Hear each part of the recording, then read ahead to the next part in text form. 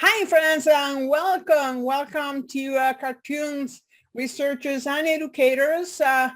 Today we have a celebration day because we have to talk about probably one of my favorite movies of all times, Fantasia, of course. And we always have the pleasure of having here with us probably, one of the biggest encyclopedias of animation in the world, our dear friend G. Kaufman. How are you doing, sir? I'm doing just fine, Raquel. Thanks. How are you doing? Well, I'm kind of okay. Okay, let's just say okay. I have been with some health issues, but yes, but I'm doing okay. So, JB, I say Fantasia. What's the first things that comes to your mind? Oh, the first thing that comes to my mind is a lot of things because because Fantasia is a lot of things. It is a one of a kind film. There's no other motion picture quite like Fantasia. It's like a compendium of all of the things that Walt Disney had done up to that time and all of the possibilities that he saw for the future of animation all rolled into one film. It's pretty amazing. Yeah, Uh, I agree with you 100% because, each independent short of the 8 shorts, have a different style, different, not only style in the terms of the way they portray things and all that kind of stuff, but also the narrative is different. Some have narratives don't and all that kind of stuff. So let's talk a little bit. Why do we have Fantasia these days in our hand? How everything started? Because I heard about Donald Duck, taking more knowledge or more predominance than Mickey Mouse, and somehow how Walt Disney wanted that to change. Please go ahead. oh yes, well it is the case, and I've always thought it was interesting uh, that Mickey Mouse, who was such a tremendous hit at the beginning of his career, uh, by his 10th birthday, he was already at a point where people were talking about letting him have a comeback because Donald Duck and other colorful characters had come along in the meantime and were threatening his popularity. Um, I think it's really striking that he's introduced in 1928, and by 1938 they're already talking about giving him a comeback. And so Walt, and I think Walt really had a personal affection for the little guy, and he made a point of coming up with special story material for Mickey Mouse so that he wouldn't get sidelined by other characters. Right. And so we see that with several things. We see it really prominently in 1938 with Brave Little Tailor, which was it's a short that looks like a feature, and that's not an accident. They deliberately made it with the production values of a feature film. And then the next vehicle for Mickey to continue his comeback was going to be The Sorcerer's Apprentice, Yes. with this soundtrack especially recorded by Leopold Stokowski. And as you know, that project grew and developed until it basically grew into a whole new feature film, Fantasia, which again was like nothing that they had done before, like nothing that anyone had done before. It's still just a real standalone landmark in film history. Do you know what? It is something special about Disney is that each movie he does, each movie he produce or direct is like, oh my God, it's the first in something. The first cartoon, the first, using the multi-camera in this way, the first of using rotoscope in this way. You know what I'm saying? The three stripe technicolor, the three, you know what I'm saying? All that kind of stuff, right? He's a great one for taking these innovations and immediately showing the possibilities of them. I always find that really striking too. there had been, for example, with Steamboat Willie, people actually had made cartoons before this with soundtracks, Yes. but nobody had made a film like Steamboat Willie, in which the characters really seemed to be producing the sounds. It was synchronized so tightly, and it was so carefully done. Yes. Um, and it got such a big reaction because it was so new and different. It got such a big reaction that it gained the reputation of being the first sound cartoon. And I think that's very telling, that Walt takes these ideas and immediately goes straight to the peak of what can be accomplished with them. And people forget that anyone had even tried to do other similar things before. Yes. Because they instinctively took this, whatever this development was, took it to its limit and showed just how much could be done with it. And each time I read new things about whatever of the movies now, and then we're talking in the case of Fantasia, is that he created something, in my view, that no one did up to that time. And he create a narrative language. He create a language, a script language, if you wish, where animation had the same value and have the same category of a script than a live action movie, in a sense that it had a beginning, have a turning points, and move on and so on, have the climax and all that kind of stuff. And I think that that's probably one of the key elements for the development of Disney, in a sense, if you think for a second that, well, Fleischer Brothers, they tried to do the Gulliver Travels, and they were not a success, as Disney. And it was also a feature film, but it's not only because of the quality, but because I think, and this is just my personal point of view, the script was full of holes. You know what I'm saying? It was not a complete script, I think.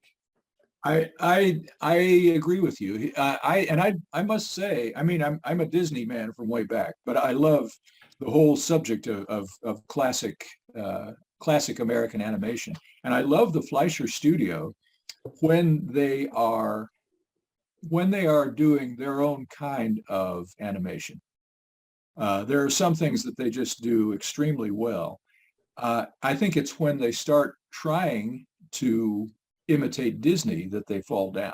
That's right. And I think I want to like Gulliver's Travels. I really want to like it. And there are a lot of aspects of it that I do like. But it is always apparent that they're making this film, and I'm going to make some enemies here. They're making this feature because Disney has made Snow White and the Seven Dwarfs. You're absolutely right.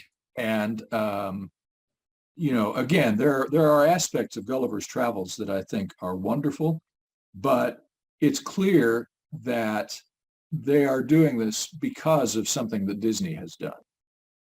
That is a big part of their motivation. And in the meantime, Disney isn't pausing to imitate himself. He's going on ahead and doing other very different things. That's right. Including Fantasia. This is territory that no one has ever gone into before. Yes. And in a way, you could say this is a landmark partly because it's a combination of two art forms, the very best of two art forms. Music, which of course has always been around. This is some of the world's greatest music. And animation, which is, relatively speaking, a brand new art form that Disney and his team have taken to just the maximum level of its capabilities. You're getting the best of them combined in one experience. And I think that's pretty marvelous. Yeah, I will add to that. If you allow me to be this insolent and add something else, the painting, for example, the Art Deco influence that you can see in some of the images, you know what I'm saying, or the artistic fluidity, of the animation part and the background in terms of painting and all that kind of stuff is, I think it's overwhelming. Everything, that we have been discussing so far of Disney, has been absolutely overwhelming. But let's go a little big in terms of history. So he met this British guy, with knowledge of music way beyond understanding, Leopold Ostrovsky, right? So absolutely an amazing man, with all the work that he has done. I was preparing for this podcast, and I was checking the number of records that he had done, and it's one of the highest number of records in the history, because his obsession was just to put everywhere one record, for people to listen to the best possible music and combinations and things like that. It is absolutely overwhelming. So there are a couple of different stories. One of the stories said that they met at a party. The other story said that they met at a restaurant while Walt was having his favorite food, some chili. So what do you think is the real story? That rings true to me, and the truth is that I haven't really delved into that. I'd like to know the facts about that myself, but that story feels right. That would be the place where Walt would meet Stokowski, and of course Stokowski was aware of Disney, and it's true that Walt obviously would be aware of Stokowski because he was a celebrity in his own right at that time. That's correct. And so there probably weren't a lot of symphony conductors that qualified as celebrities, but Stokowski was one, and he cultivated that. He cultivated that celebrity. Oh yes, he was a little narcissism, but with some narcissism, but the guy deserved it. I mean, he was absolutely amazing. I mean, I think. Well, it's one thing to be a narcissist, but if you can deliver, if you really have the goods, that justifies a lot. And the thing about Stokowski is, there were a number of serious musicians who had nothing but scorn for the movies. Stokowski wasn't one of them. He embraced the movies. And this I think, is one of the interesting things about this. He had appeared in a Universal film called 100 Men and a Girl, meaning a 100-player orchestra and Deanna Durbin. And he had enough clout by that time. He was well enough known by that time that he could insist on a special technique for recording the music. So Universal, at his request, set up this multi-channel recording system. And according to one account, there were 28 different mics placed over the orchestra at various points, recording onto 8 separate soundtracks. Wow. And then, of course, in the finished film, all of those were mixed down onto one standard soundtrack. But you already had that precedent established for multi-channel recording. That's right. And from that, it was only a short step to the idea of reproducing the sound the same way in the theater. So instead of taking all those different channels and funneling them down into one soundtrack, this led to the idea of multiple soundtracks so that the sound would be coming at the audience from many different directions. Exactly. And if there was one producer in Hollywood who was open to an experiment like that, it was Walt Disney. So Fantasound, there you go. Yeah, Fantasound, right? Yeah, it was a very expensive experiment, if you wish, in a sense that not all cinemas were able to have, the system to reproduce sound in that way, and all that. But we have to acknowledge that that's the reason why, that's one of the key elements that allow us to have the level and the quality of sound that we have. Because, not only in terms of the filters that he used and all that kind of stuff, but the quality, and sometimes, I when you go to the movies and they say, you are surrounded by, this sound that comes from different areas. And I thought, hey, I know a guy who thought about this long time ago. That's right. Yeah. That's nothing new. Nothing, It's, nothing, it's nothing. only been around for 80 years now. Ex- So yeah, yeah, just 80 years. Exactly. Nothing, nothing, nothing. So, okay, let me ask you a question. We have 8 shorts that I will say 8 movies by itself rather than call them shorts because all of them have a beginning and an end kind of thing. So where does your heart goes in terms of which one would be your favorite one?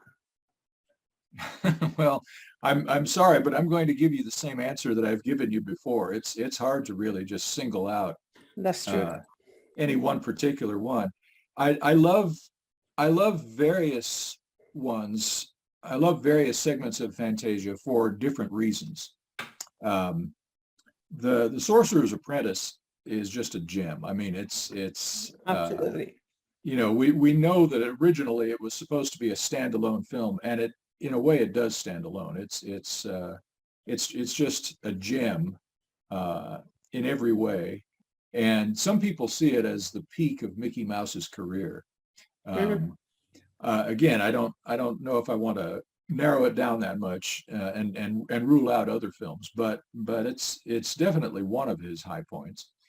Um, I have to confess that growing up and seeing Fantasia at an early age, um, I really was taken with the toccata and fugue. I was not familiar with Bach before that, Mhm. and today I'm a fan of Bach. I love his music, and I suspect that there are millions of other people who can say this. It was Fantasia that introduced me to him, Oh, and I interesting. will forever be grateful for that, among many other things. Um, the uh, Really, there's not a segment in it that's not great in some way. And of course, the culmination of it at the end, the night on Bald Mountain, Oh, leading into Ave Maria. I mean, that by anybody's standards, I think that has to qualify as one of the high points in all of animation history. I agree with you 100%. So it's really hard to just single out one one segment as a favorite. Um, the Nutcracker Suite, again, there's nothing like it. It's so perfectly realized. That's true. That's true. And that's the thing. I mean, I think, I've been asking this question, uh, by other, people and say, which one is your favorite? What? And I always say, I don't know. I don't Mhm. know because I cannot exclude one. Mhm. And the good thing that it takes you through different styles of music within the classic of music. Mhm. And well, at the beginning, Dean Taylor said quickly he said, music that represents things, music that doesn't represent things, and blah blah blah, the whole stuff at the beginning of the movie, right? So Mhm. I think that probably the last aspect, the Bald Mountain, and the Ave Maria. For me, that change, from something that is quite terrific, and when the souls of the dead are being created by the hands, and Mhm. Mhm. and then from there you go to the Ave Maria, right? It's like I think it's absolutely overwhelming. It's fantastic. It's It, fantastic. Yes, it is. It is. And I always, people talk about there being a Disney style. One of the things I love about the early features is that each one has a style of its own. that's right. If if an audience went to see Snow White and then turned around and saw Pinocchio, the styles are utterly dissimilar. The style is deliberately designed to support the story, whatever the story is. The style is appropriate to it. And then you go to Fantasia, which has all of these different segments in it, and each one of them has its own style. That's right. I mean, I think by that time, every other cartoon studio in the business was trying to catch up with Disney. Yes. And this is almost, they're showing just with almost careless ease, or it looks that way anyway. It was backbreaking work to make this film, but it looks like they're showing just with careless ease that they can tackle any style and pull it off beautifully. Yeah, that's true. And that's just a really inspiring thing, I think. Yeah, no, I think for Disney, I mean, we have to thank Disney not only for creating those marvelous pieces, of art, but more importantly for inspiring others, Oh yeah. and create, I think he's the founder of, let's call it this, maybe could sound like a little extreme, but he's the founder of animation.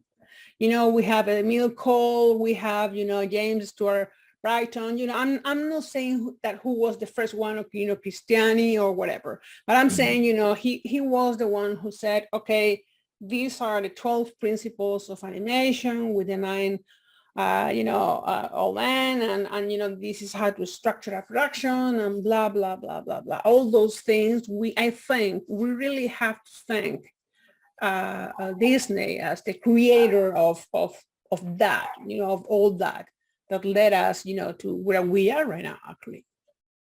I agree. And again, this is not to slight any of the people that came before No. Disney, because there were some really outstanding animators, and I don't want to sell them short. But I think this was always Walt Disney's way. He sees this as a young man. He discovers this phenomenon of animated cartoons and says, isn't this interesting? And pulls other people in with him. His enthusiasm is contagious. So he pulls other people in with him, and they start making animated cartoons. And then it's his instinct to say, we can do this, but just think, if we do things a little differently, we could do that. And what other possibilities might there be? And the next thing you know, they're off and running and discovering new things and pioneering new techniques. That's true. It's really inspiring to see that. Yeah, and one thing that I always had admired about Fantasia is that there is no credits at the beginning, right? Mm-hmm. Mm-hmm. You just go there, you are in a theater, and you're going to listen to a concert, classical music concert.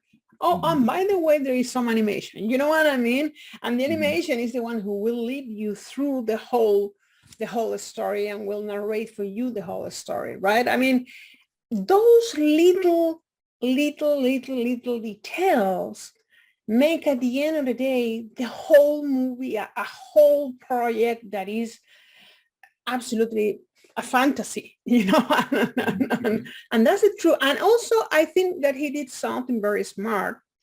How he used the reserve seat engagement tool in order, at the beginning, when the people wanted to see Fantasia, and people have to buy, the booklet, and all that kind of stuff. I mean, it was like if you were going to a concert, and that's how it is. Sure. And you probably know the working title of the film was The Concert Feature. That's true. That's the way it was known in the studio during production. And yeah, I think that his idea was that this would be shown in concert halls, right, with this special sound setup. And it would be the equivalent of going to a concert, except that the music would be illustrated by the world's premier animation studio at the peak of its powers. It was absolutely a new concept in entertainment, and I guess it goes beyond entertainment, but I don't know what the word would be. Yeah, I agree with you on that. And well, later on, his the second try to make, Fantasia 2000, right? What do you think of Fantasia 2000? What comes to your mind? some very, very talented people worked on it. That's for sure. Yeah. My sense of it is, we were just saying, I believe that when you're watching the Fleischer Gulliver's Travels, it's evident that they made that film because Walt Disney made Snow White. To me, it is evident that Fantasia 2000 is being made because Walt Disney made Fantasia. It's an attempt to, it's not an original organic work. It's an attempt to extend a work of art. And again, this is not to slight any of the people who worked on it, because some very, very talented people did. But it's a sequel, and sequels sometimes it is evident that they are sequels. It's not an original work. Yeah, I completely agree with you. Although I have to acknowledge that there is one particular short in Fantasia 2000, the one with the music from Rhapsody in Blue. In the style of the UPA, way of making, the production. Oh my God, that one you can watch over and over and over and over and never have enough of it, right? That's true. And I must say, Rhapsody in Blue is one of my favorite pieces of music. Yes, mine too. So I am predisposed, and the idea of combining that with caricatures after the style of Hirschfeld, right, is, obviously it's very appropriate to the period. Yeah. Yeah. No, I completely understand, and now I wanted to talk a little bit about this sign, that Disney company is adding to the opening credits, in many movies where they say, there were some, some scenes that were not appropriated, and in some cases they were eliminated, and all that, like the centurettes, using a term that Disney invented, right? How a black centurette, makes the manicure and manicure, another centurette and all that kind of stuff. What do you think? Because I'm really intrigued on your thought about putting that kind of signs, or do you think it's enough putting those kind of signs? Or because, I think if you put signs, you should not remove the scene itself, because it's a piece of art after all. What do you think? I agree with you. It's a very touchy situation, especially in the time that we're living in right now. That's right. Public standards, public mores, I guess, social mores, that's a thing that never stands still. That's always changing. And, I think it will continue to change. So who knows how people will see these films 10 years from now. But I think that a sense of historical context is always very, very important when you're dealing with something like this. It is evident, it should be very, very evident that no offense of any kind was intended at the time the film was made. Absolutely. And to me, that makes a difference. Intent makes a difference. And you notice that that the studio responded to changing mores a long time before they needed to. Yes. If they hadn't changed some of those scenes already, they would be in the position of being forced into it now. Right. They didn't wait for that. And I know when I was a kid, I worked as an assistant manager at a movie theater. Oh. And I was lucky enough to be there when the annual reissue of Fantasia came around.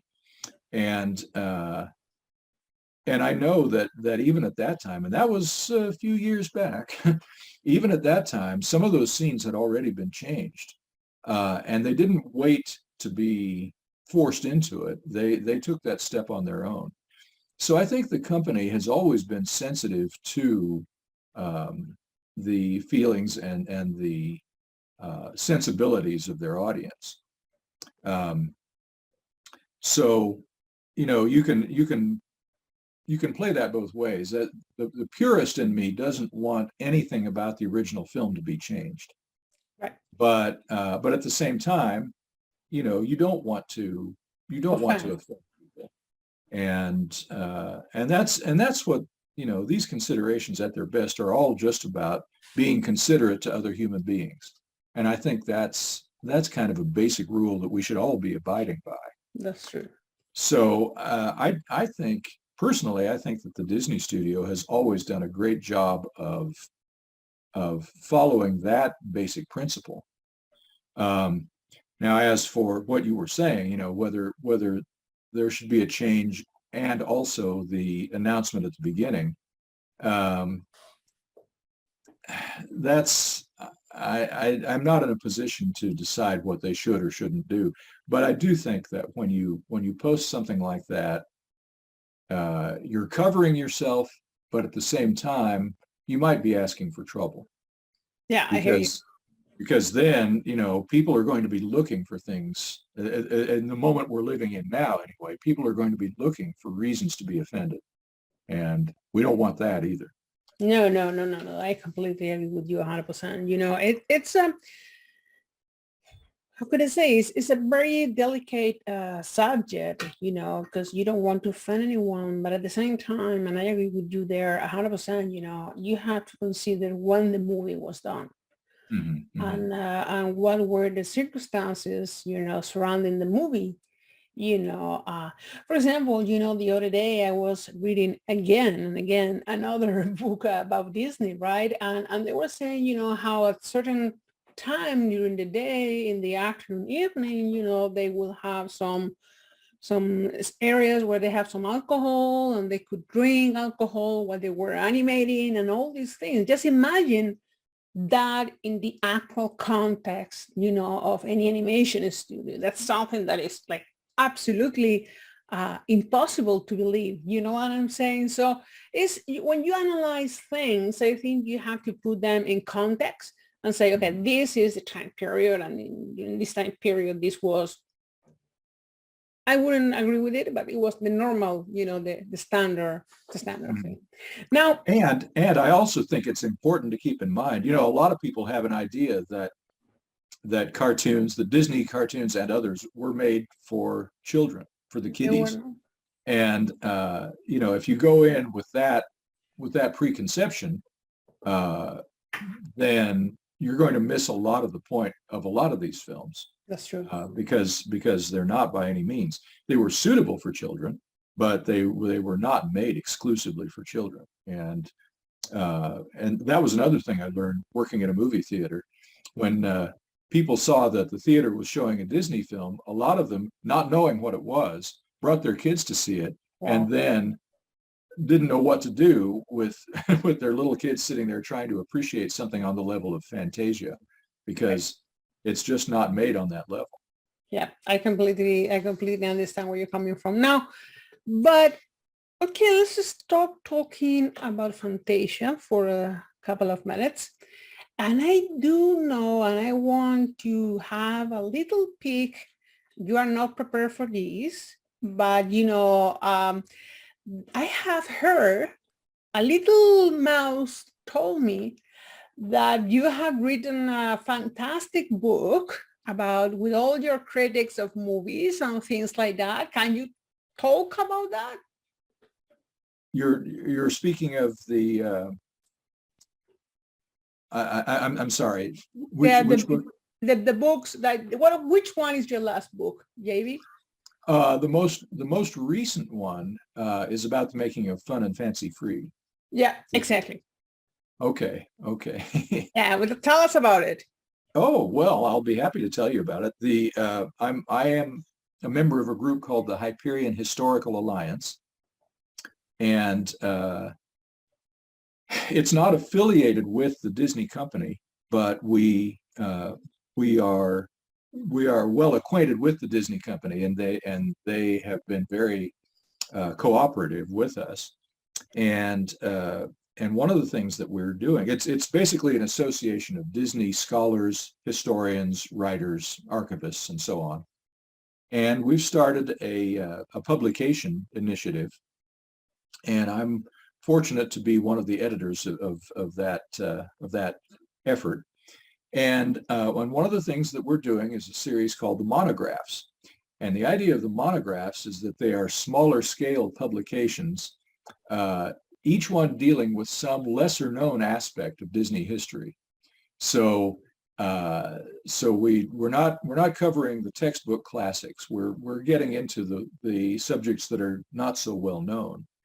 And the idea is to take one of these smaller topics and then just really drill down on that one topic. And I had the privilege of writing the first one, and it's about the making of Fun and Fancy Free, which was one of the so-called package features of the post-war years of the 1940s. That's right. And it's a film. Again, it's not one of the textbook classics. It's not one of the titles that people conjure with, but it's a film that I've always had a real affection for, and it was a real privilege to be able to document that one. And tell our audience, how can they get it? Well, it is the distribution is handled by a man named Stuart Ng in Los Angeles, and it's available through his website, and it's also available on Amazon. Wonderful. I think that every man, woman, and child on earth needs to have at least one copy of it. So Me too. I also think that. No, it's again, this is the kind of thing, we see our mission as covering the and preserving and documenting the aspects of Disney history that may not be covered by the company itself. I think it's safe to say that Disney itself is not ever going to publish a big, colorful art book on Fun and Fancy Free. Because it's not one of the real sort of tent poles of their history. But it's such a nice little film. I've always really had an affection for it, as I say, and I knew a little bit about it before I started the research, but it was pretty fascinating to discover all of the other details that went into it. Okay, so that's good. So it's a highly recommended book. I swear to all the audience that he didn't know that I was gonna make this announcement and ask him to talk about this, because it's I have to say that everyone that participate in our podcast, do it for free and just with the goodwill, of sharing information and sharing their knowledge, right, of their movies, of the movies, of Disney movies and any kind of movies that we're moving forward. So JB, tell us the last words about Fantasia before we say goodbyes to the audience by the day today. Tell us something. Well, again, and in this conversation, we've touched on some aspects of it, but there's so much more to know about Fantasia, as you know. Absolutely. One of the things that I find really striking about it, the studio had established an effects animation department as early as the mid-1930s, and this was one of Walt's many innovations. Originally, when an animator animated a scene, he or she was responsible for every part of that scene. So if you had a character walking in the rain, you would animate the character, and you'd also animate the raindrops. The rain itself, yeah. The idea of the effects animation department was that these artists would would do the natural phenomena or any other moving aspect of the scene that wasn't an actual character. So they did water, clouds, rain, snow, smoke, anything like that that wouldn't be considered character animation. And it was a great idea because many character animators considered that kind of work to be just drudgery. They felt that they were being punished if they had to do that kind of thing. Right. Whereas there were other artists who really took an interest in that and really found their real strengths in animating these other kinds of action.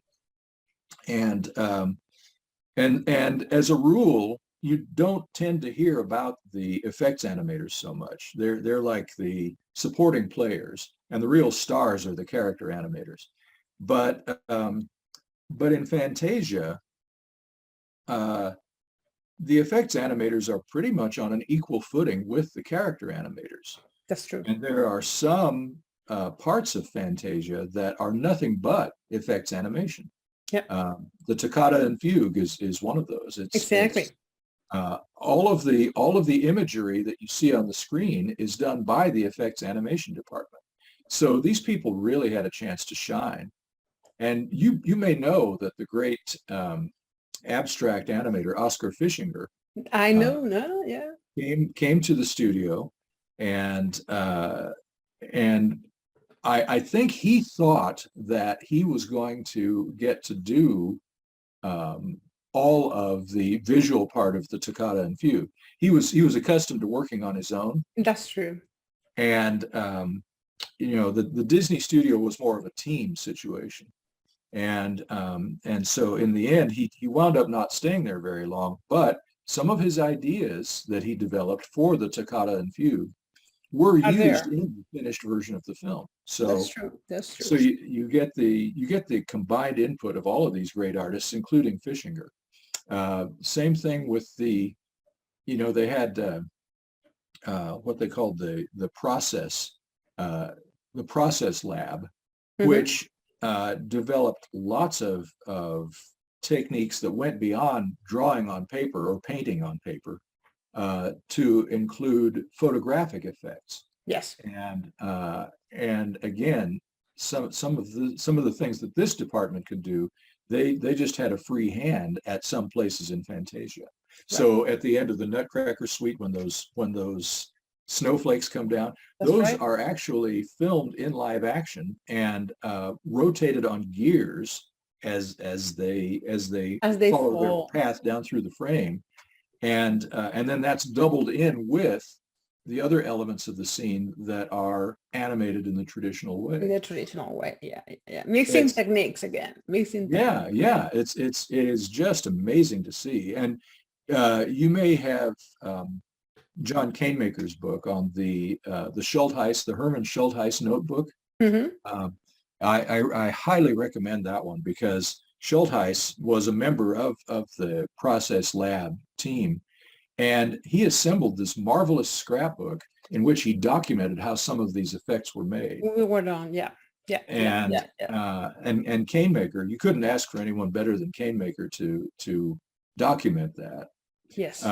And so that in itself can give you a great insight into how the film was made.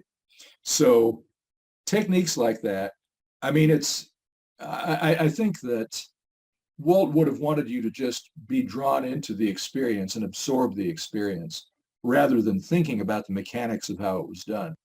For me, looking at the mechanics makes the overall result that much more fascinating. That's true. I don't think, I think for some people it spoils the movie to see how it was made. For me, it just makes it better. Yeah. And so for anyone who feels the same way, I recommend looking into those things. Yeah. I think, and of course there are certain set pieces of animation in the film that people tend to single out, but there's so much going on there that there are many other aspects that are just as remarkable. Art Babbitt Oh, is celebrated for his animation of the mushroom dance in the Nutcracker yes, Suite, yes. and that is deserved. But but people sometimes don't stop to think he also animated Zeus and Vulcan, the Yes. gods, in the clouds at When the end they of the could, yeah, castle. exactly. So and that stuff is pretty remarkable too. Yes. So there's just so much to see in Fantasia that, in a way, I think, in a way, it has come into its own in the age of home video when you can isolate just one segment and immerse yourself in it, That's right. as audiences in theaters couldn't do in 1940. That was another thing that I enjoyed about working at the movie theater that was showing the film. I could I could just walk past the auditorium where the film was showing and stick my head in and just soak in whatever was happening on the screen at that moment. Wow, that's a Yes, luxury. it was a luxury because when you watch the whole movie in one sitting, it's easy for your eye to be saturated after a while because there's so much richness there. And so to be able to isolate just certain moments and appreciate them in their own right, that was a real gift. Yeah, no, wow, that's just fantastic. We're talking about Fantasia, and the other day I was making some research, and just to give you an idea of the importance of Fantasia, and I wrote it down so I don't get confused. These people that I'm going to mention acknowledge that thanks to Fantasia, they got inspiration for their work. And they are three people that I think everyone knows. The first was Andy Warhol, who said, thanks to, Fantasia, I was able to produce some of the work that I did. Keith Haring, more modern, Keith Haring, and Roy Lichtenstein, these three guys, just imagine, amazing people, amazing painters, amazing artists, saying, their first idea of approaching, painting was through Fantasia. Mhm. Also, I was checking the other day, and the theme, a part of a Fantasia movie, like a small gag here, or the scene of dinosaurs, or the Sorcerer's Apprentice, or whatever, mentions to the Fantasia movie has appeared 17 times in The Simpsons, the TV Oh, series, 17 times. I was through the whole catalog of The Simpsons just checking, 17 times, in such a huge, famous series, right? So that only tells you, the importance of this movie and how this movie has impacted, many generations. And I think I can highly say, to anyone, please watch it. It's one of those movies that must be watched. And I always say, what, just relax, stay with your TV, have a good sound system, and mhm, enjoy. mhm. Enjoy art in movement, because that's what that movie is all about. It is. It is. That's very good advice. Yes, yes, that's advice. All right, my friend, thank you so very much for your time. Time passed so quickly, when you're talking about something you love, right? It does. It does. That's fantastic. Please keep us on the loop of all your new publications and your new work. We are huge fans of your work. Well, So, if you're not careful, I'll do that. I and I must say thank you for inviting me. I'm a fan of what you're doing. I really thank you. appreciate the fact that you are sharing your knowledge this way and helping create this community of animation researchers and educators. I do appreciate that. And so I'm honored to be associated with what you're doing here. So I appreciate that very much. And hey, everyone, don't worry. He will be back in our next future film that, yes, which one it is, Dumbo. And we will be talking about those pink elephants, and we will be talking about absolutely everything. JB, thank you so much. Good luck with your publications, and you know where you have your home. Thank you. well, well, thank you very much, and I look forward to more conversations like this. Absolutely. Take care, my friend. Thank you. Bye-bye. You do the same. Bye-bye. Bye-bye.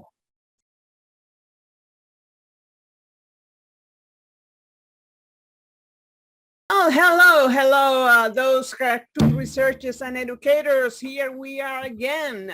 Guess what? This month we're going to be talking about Fantasia, one of my favorite movies, and movies, that absolutely change, animation in many, many ways. Today, our friend Jay, is going to join us later. But for now, here we have someone that is at the same level. Is a guy who comes all the way from sunny California, and author of many, many books, and with a curriculum that I cannot start saying because it will take me the whole hour, and that will be quite boring, I guess, at the end of the day. But here we have Jerry Beck. Jerry, welcome to Cartoon Researchers and Educators. Thank you. I'm very happy to be here. Anytime I can talk about the world of animation, the history of animation, it's my pleasure. Oh, absolutely. So today we're going to be talking, Jerry, like I said, about Fantasia. And I don't know if you first start with our viewers telling a little bit about yourself, and then we go a little bit deeper into the movie and what we have to say. Okay. Well, Jerry Beck, I grew up in New York. I live in Los Angeles now. I have done almost everything you can think of in animation except actually animate. And even then, I went to the School of Visual Arts in New York to do that back in the 70s. I got involved with Leonard Maltin, and he was teaching a class about animation history at the New School in New York, and we became immediate friends and immediate colleagues. We started working on a book that you may have seen or heard of or have, of Mice and Magic. And then from there, we thought when we did Of Mice and Magic, which came out in 1980, we thought, we did it. That's it. We got all of animation history, or at least American animation history, in one book. And the minute it came out, there was so much more that I was learning every single day. And from that moment on to right now, every day some new revelation comes up. And I have a blog, Cartoon Research, where those revelations are put down. I've written about 15 books or so, since Of Mice and Magic, with myself or with sometimes partners. The Animated Movie Guide about animated features. Of course, Looney Tunes and Merry Melodies, which is all the Looney Tunes. The 50 Greatest Cartoons, and on and on and on. There's always something to say. There's always something about each animation. I'll leave out all the middle stuff where I worked in film distribution. I distributed the tournée of animation. I had a company called Streamline Pictures here in the U.S. back in 88, 89, 90, 91. That was when I distributed Akira and many, many anime films. My Neighbor Totoro, we dubbed that in English. And then I moved on to working. I worked for Nickelodeon. I worked for Disney in various capacities as a development person. And as all along writing books, compiling classic cartoons for DVD and Blu-ray and all that. I still do that right now. I still put on programs around the country, around the world, where I've show films and I talk about them, do a lot of that kind of material, a lot of curating. And like I said, doing my cartoon research blog. I teach at Cal Arts. I teach at several schools, Laguna College, Chapman University Dodge, many, many places. So that's it. I finally got what I wanted to do when I was a teenager. I wanted to live in this world, and I'm immersed in it. And that's my story in a nutshell. Oh, wow. Okay.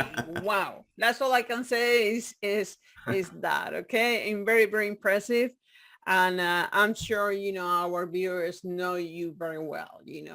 I'm myself. I'm a follower of cartoon researchers, so I like every day the new posting that you do there, and and all the things that you learn new each time you post something. So thank you Thank for doing that. Thank you for keeping animation alive. You know what I'm saying? And history of animation, which is quite important. I'm trying. We were talking before the broadcast about all this stuff behind us, and you have a lot of stuff, and I have a lot of stuff, and it comes out of, in my case, it comes out of when I started doing this back in the 70s, 1970s, and our book came out in 1980 of Mice and Magic, and at that time we didn't have anything we have now. We didn't have computers. We didn't have scanners. We didn't have we couldn't take a Blu-ray and then make a frame grab and use Right. the frame grab in our book. So I had to start collecting, and I did. The movie stills. I had the black and white movie stills. I had to collect press books, posters, because where else could you find it? There was nowhere to get. I still to this day get people calling me going, "I'm doing a book on blah blah. Where do I find images from Mr. Magoo cartoons?" I go, I've got a bunch, but I don't know where else you get them from. Yeah. Columbia Pictures doesn't have them. There's no like store or archive. Disney, of course, has an That's true. archive, That's true. but there's really no archive for any of the other studios to get that kind of material. I mean, I've had a lot of fun actually. Ultimately, researching just how to get visual material, how to get information. I'm at this point, I could pretty much instruct somebody, what you should do, how you could do it. But Sure. Sure. it's tough, and it's taken all this time to do it. I love that. I love that I do feel that with age, and that I've gained a lot of wisdom, on Yeah, just that's what happens. that's what Wrinkles happens. and with I'm Yeah. being wiser. That too, yeah. Oh my God. So anyway, Jerry, let's go to Fantasia. Let's talk a little bit about this movie from Disney Studios where, I think the best description that we can say is that is the art in movement Hmm. because it's two different kind of arts melted together in such a way that is absolutely fantastic. What is the animation itself, and then with this fantastic music, the mix is absolutely amazing. What do you think about Fantasia, generally speaking? That's a loaded question for me. Well, I mean, it's a masterpiece, and it's an important film in the history of animation. I still can remember my 9-year-old self seeing it, at a theater when I was a kid, and I didn't like it as a kid, because it wasn't a narrative, it wasn't a film, story film. It was all of these little collections, and I just didn't understand it. It had no titles at the beginning or end, no credits. I mean, the whole thing was so bewildering to me, and I've learned so much more, and I see what it is now, and it's an important film. The whole of what Walt Disney did in the 1930s into the early 40s, obviously the war stopped him, Yep. but what a trajectory and what they were doing. I mean, in my class, I talk about, of course, Disney, but I also talk about later in the 50s, UPA, and how that was a game-changing company and studio. But if there wasn't a Fantasia was leaps and bounds beyond what UPA did. And UPA did some great things, and that's another story, maybe another podcast. But the Fantasia, we have to. I always feel I have to explain to my students the background of it as best I know. And one of those things, and there's many, many roads to the background of Fantasia. I guess let me start. If you want, I'll just Please go on ahead. about Go Fantasia. ahead. All right. So the story is, and many of you know it, and it's probably written up in a lot of the books about Disney, but the story is that what happened is this. Walt Disney never forgot Mickey Mouse. You know, the classic line, it all started with a mouse, you know. That's right. Right. And so Mickey was what made Walt everything, rich and independent filmmaker. He didn't have to deal with MGM or any other studio. He was setting the rules about how his films are going to get distributed. And he got there, whereas 6 months earlier, he was destitute, had no more characters, didn't know what to do. And the next thing you know, they made Steamboat Willie, they got it sold, and it was a sensation. And suddenly the names Walt Disney and Mickey Mouse literally meant animation to the public at large around the world. Mickey Mouse, not to mention that Walt Disney did the voice of Mickey Mouse, as you know. So Mickey was close to him. And in some ways, if you look at Disney history, come on it from a new position, just brand new looking into it, you might not think that Mickey was a thing in the 30s, early 30s, and it was kind of around. He's a mascot at the theme park. They did a kiddie show, the Mickey Mouse Club. But the reality is that Disney really cared about that character. Maybe that character was him. And so in the later 1930s, when Mickey was on the wane popularity-wise, Donald Duck had eclipsed him. Popeye from the Fleischer Studio eclipsed Mickey. Disney decided, I want Mickey to be he is my star. He's my star, but I want to keep him in the limelight. I want him to be like Cary Grant at another studio or Clark Gable at another studio. I want Mickey to be in A pictures, not the B pictures. And the A pictures might mean features, or it might mean spectacular animated shorts, like The Brave Little Tailor, for example. Yeah. He always elevated Mickey as he went along, just as he was making Snow White. Mickey wasn't forgotten. It might look like he's forgotten if you just look at it from a certain perspective, but he wasn't. When Walt Disney was, obviously in the 1930s, he was the toast of the town.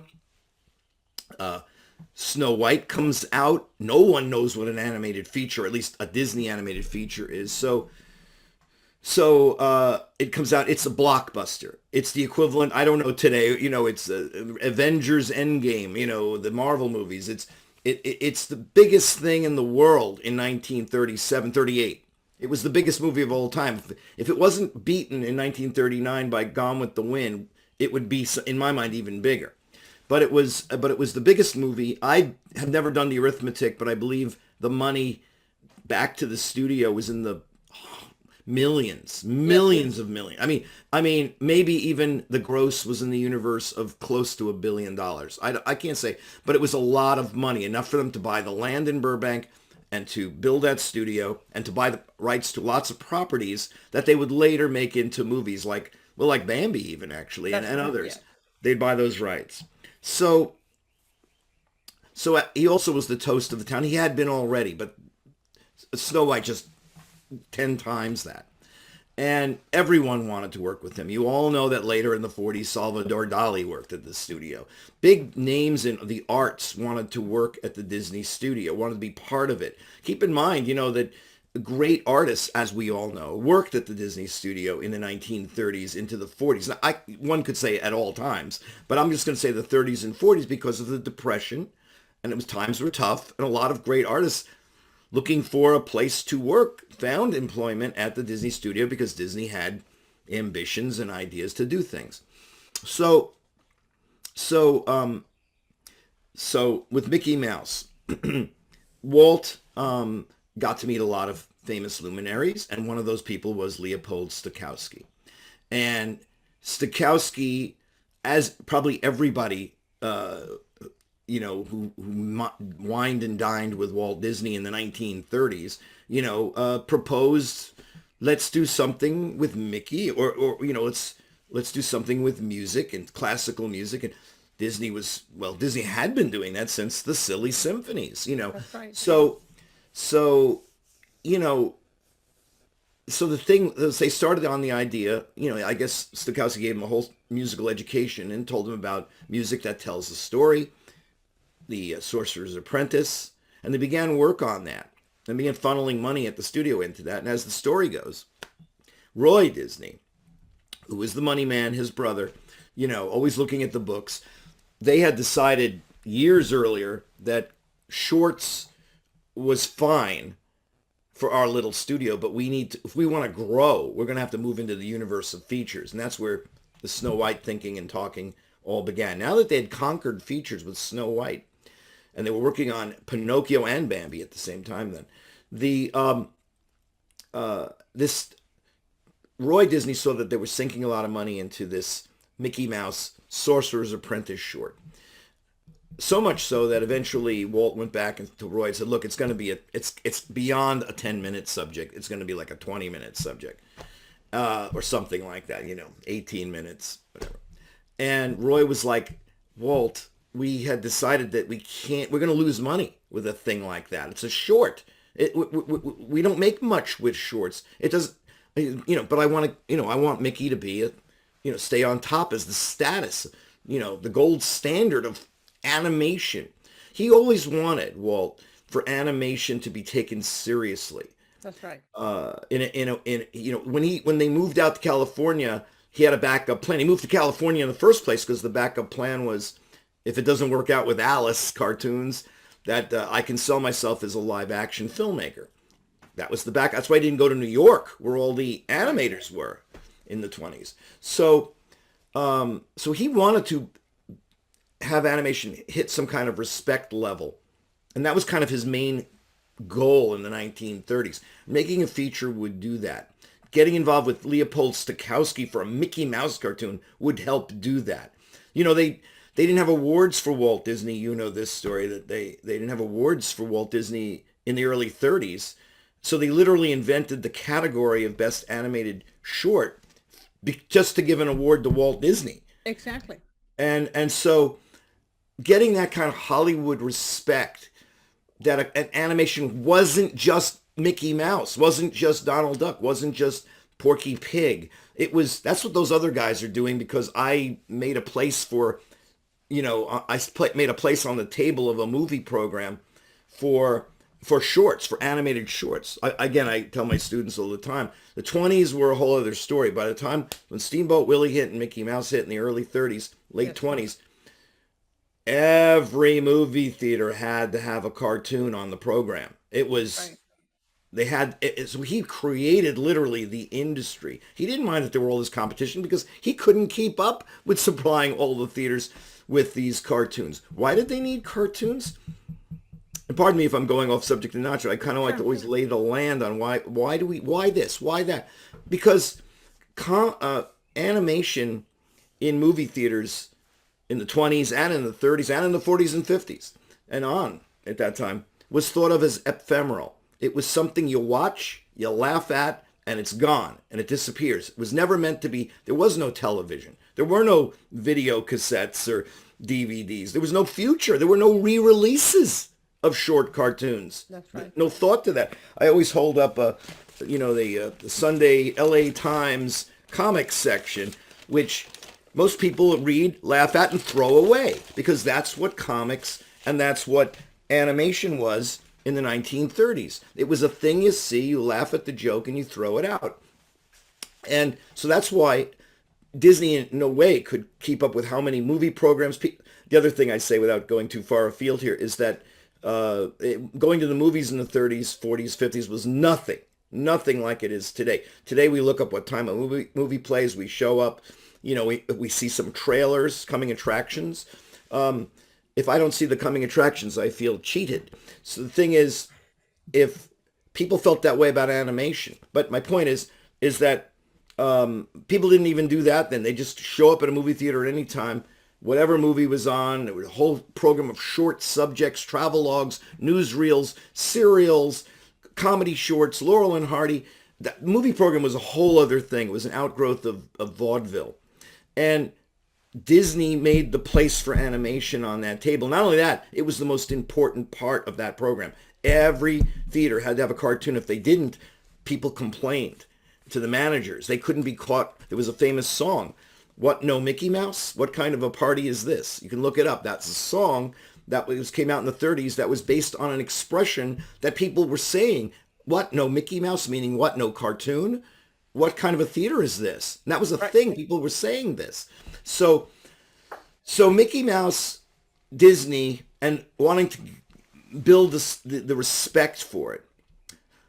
Mickey Mouse could be understood by everybody. The Three Little Pigs, everybody gets it. Snow White, commercial success, artistic success. Pinocchio, same thing. Fantasia is another story. Disney was on this track to expand what animation could be because there was no competition. His only competition maybe was the Fleischers, and they were just imitating what Disney was doing. And I'm sorry, I'm a Fleischer fan, so understand. When I say that, I mean like Gulliver's Travels was clearly, there's a lot of echoes of what Disney did in Snow White. It was just that way. So Disney was forging ahead. He was progressive with every film he did. So Roy Disney reminded Walt that a 20-minute Mickey Mouse cartoon with Stokowski music was going to be the most expensive thing they ever did, and it's not even a feature. They're never going to make their money back. So Walt conferred with Stokowski, and they came up with, let's make this a component of a bigger film. Now, before I get into the film, let's understand a few things about that film.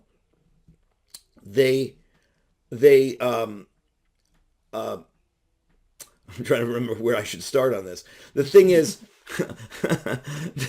the Walt, as is known through the 30s, 40s, and 50s, ultimately creating Disneyland, when in weird ways his ultimate thing in some ways, because he never stopped tinkering to make something better. He would create a thing and then he would try to make it better. That goes for the films. If he wasn't going to drop Mickey Mouse in The Sorcerer's Apprentice, so he built around it. And his mind raced. We can show everything. We can show films that don't have a narrative. We can show abstract film.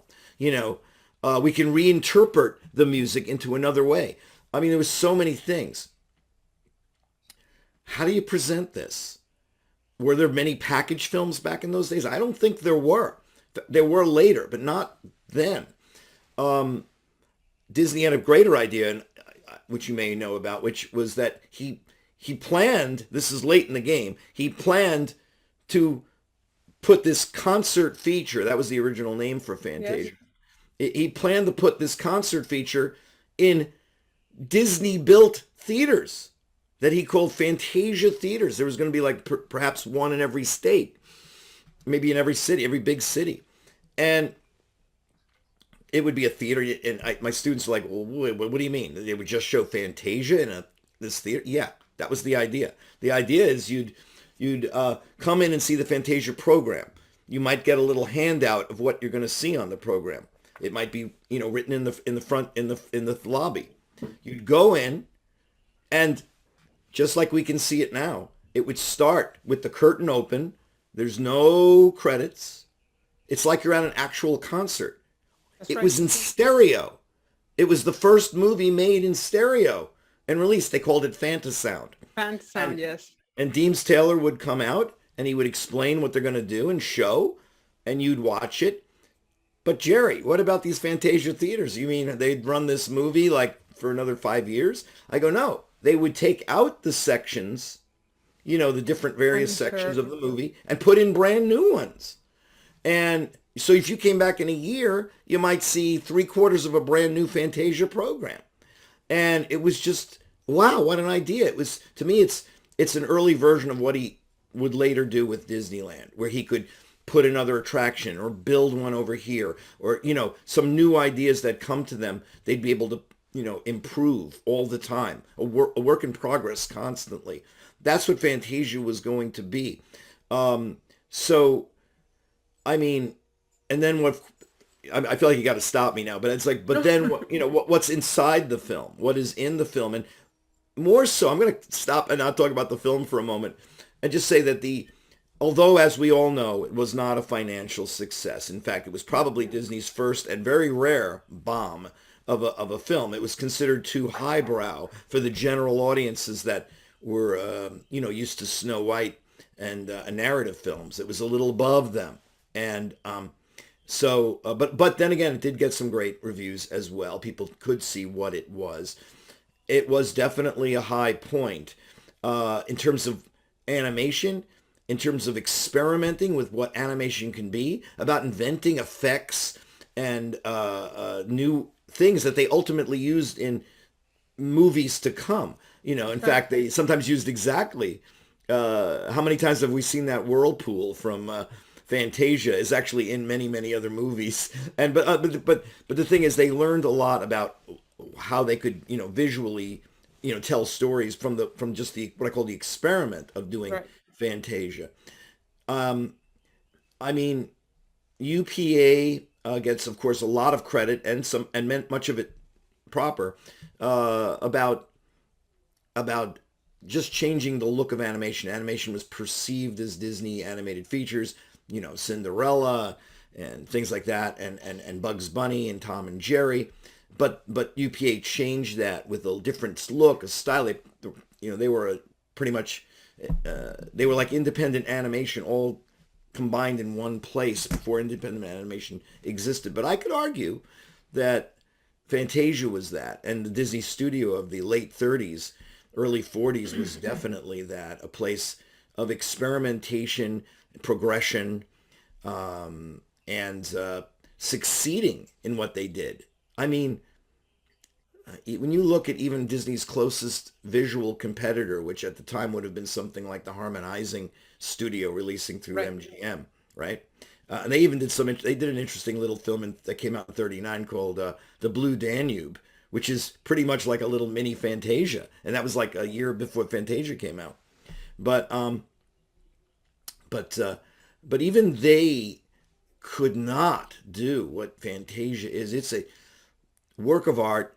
It's tasteful, and I show it on a big screen in a darkened movie theater room at Cal Arts, you know, with stereo off the Blu-ray, but it looks Sure. spectacular and it blows the students' minds. I think it might even humble many of them, you know, like, oh, what are we doing here? You know, it still stands.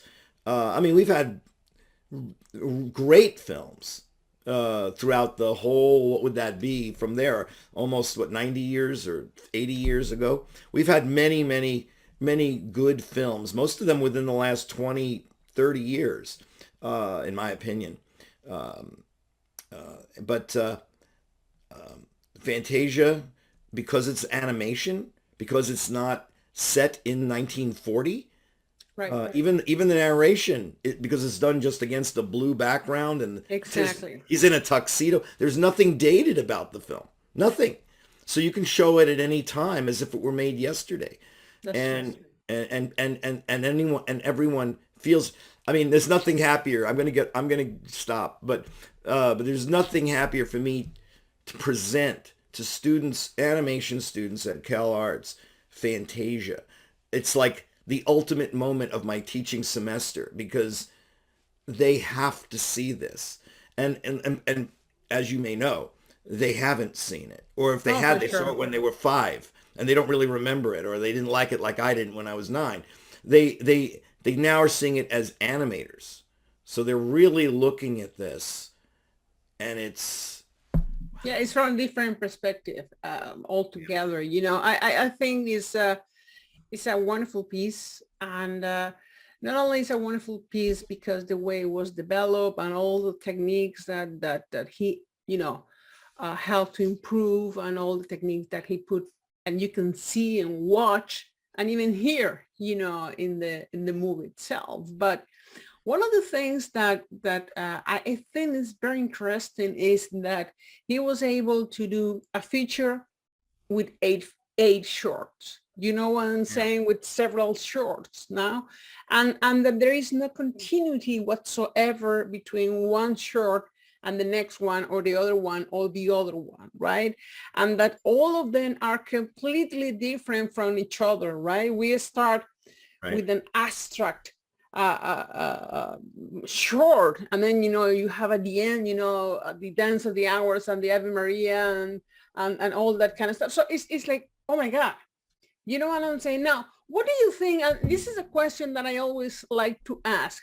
What do you think of the fact that he Mhm. actually started with a short that was abstract, that was not, uh, uh, Yeah, with, non-narrative. Yeah. yeah, no narrative. What do you think about that? Because it's a question that I have asked to many, many people, and they all come with different, answers. So I'm very interested in knowing yours. I'd love to hear the other people, but well, I've thought about it, and I thought it was exactly the right way to start. They started with the highest of the high of what animation can do or tell to visually translate music. Of course, as we all know, Hans. Sorry, I'm sorry. My brain is freezing on a name, but the he started with an immediate abstract. If he had put that film later in the program, I think that would have hurt the flow and the narrative and the audience. I think starting with it, because when we watch any movie, live action movies, we always, I do, everybody I know does. We give the movie at least 5 minutes. We give the movie 10 minutes before we decide mentally, do I like this or, oh my God, I hate this. You are very open to a film right away in the beginning. That's the right place for such a piece when people's minds are a bit open to what they're exactly going to see here. Where by the time it's pretty short, and when you get to the end of it, you're still wondering, okay, is that what this film is? And then they go into the next thing, which is more standard in its way. I Yes, believe yes. I believe the next one is the sugar the fairies and Is the Nutcracker? Yes. right, the Nutcracker, right, which is it's a couple of segments into itself, and some of them are funny, and all of them are beautiful, and Oh, yeah. going right with the music, meaning it's synchronized to the music. It's just fantastic, and then you get that one, and that's kind of abstract in its way, really, and so you're beginning to get the feel of, okay, I see what I'm into. And luckily he gradually brings us into more commercial storytelling. Finally we get to a point where we're just dying to really grasp a Disney cartoon, and that's when Sorcerer's Apprentice appears. That's correct. Yes, Right. yes. So I think it's a curating thing, and I think as somebody who does that, you kind of want to, you're almost telling a story to your audience with the different segments, and you want to lead them on the right way to do it, and of course the ending, with Ave Maria that you mentioned a moment ago is probably the other, well, in some ways non-narrative, I guess it is. And yet it's amazing. I mean, it's just an amazing piece. That piece is, they were able to get away with putting that at the end because of its religious overtones, or undertones, Yeah. and so it's perfectly curated. Yeah, I find, it's interesting what you're talking here about religion, somehow some spirituality, if you wish, when we have there, the Ave Maria.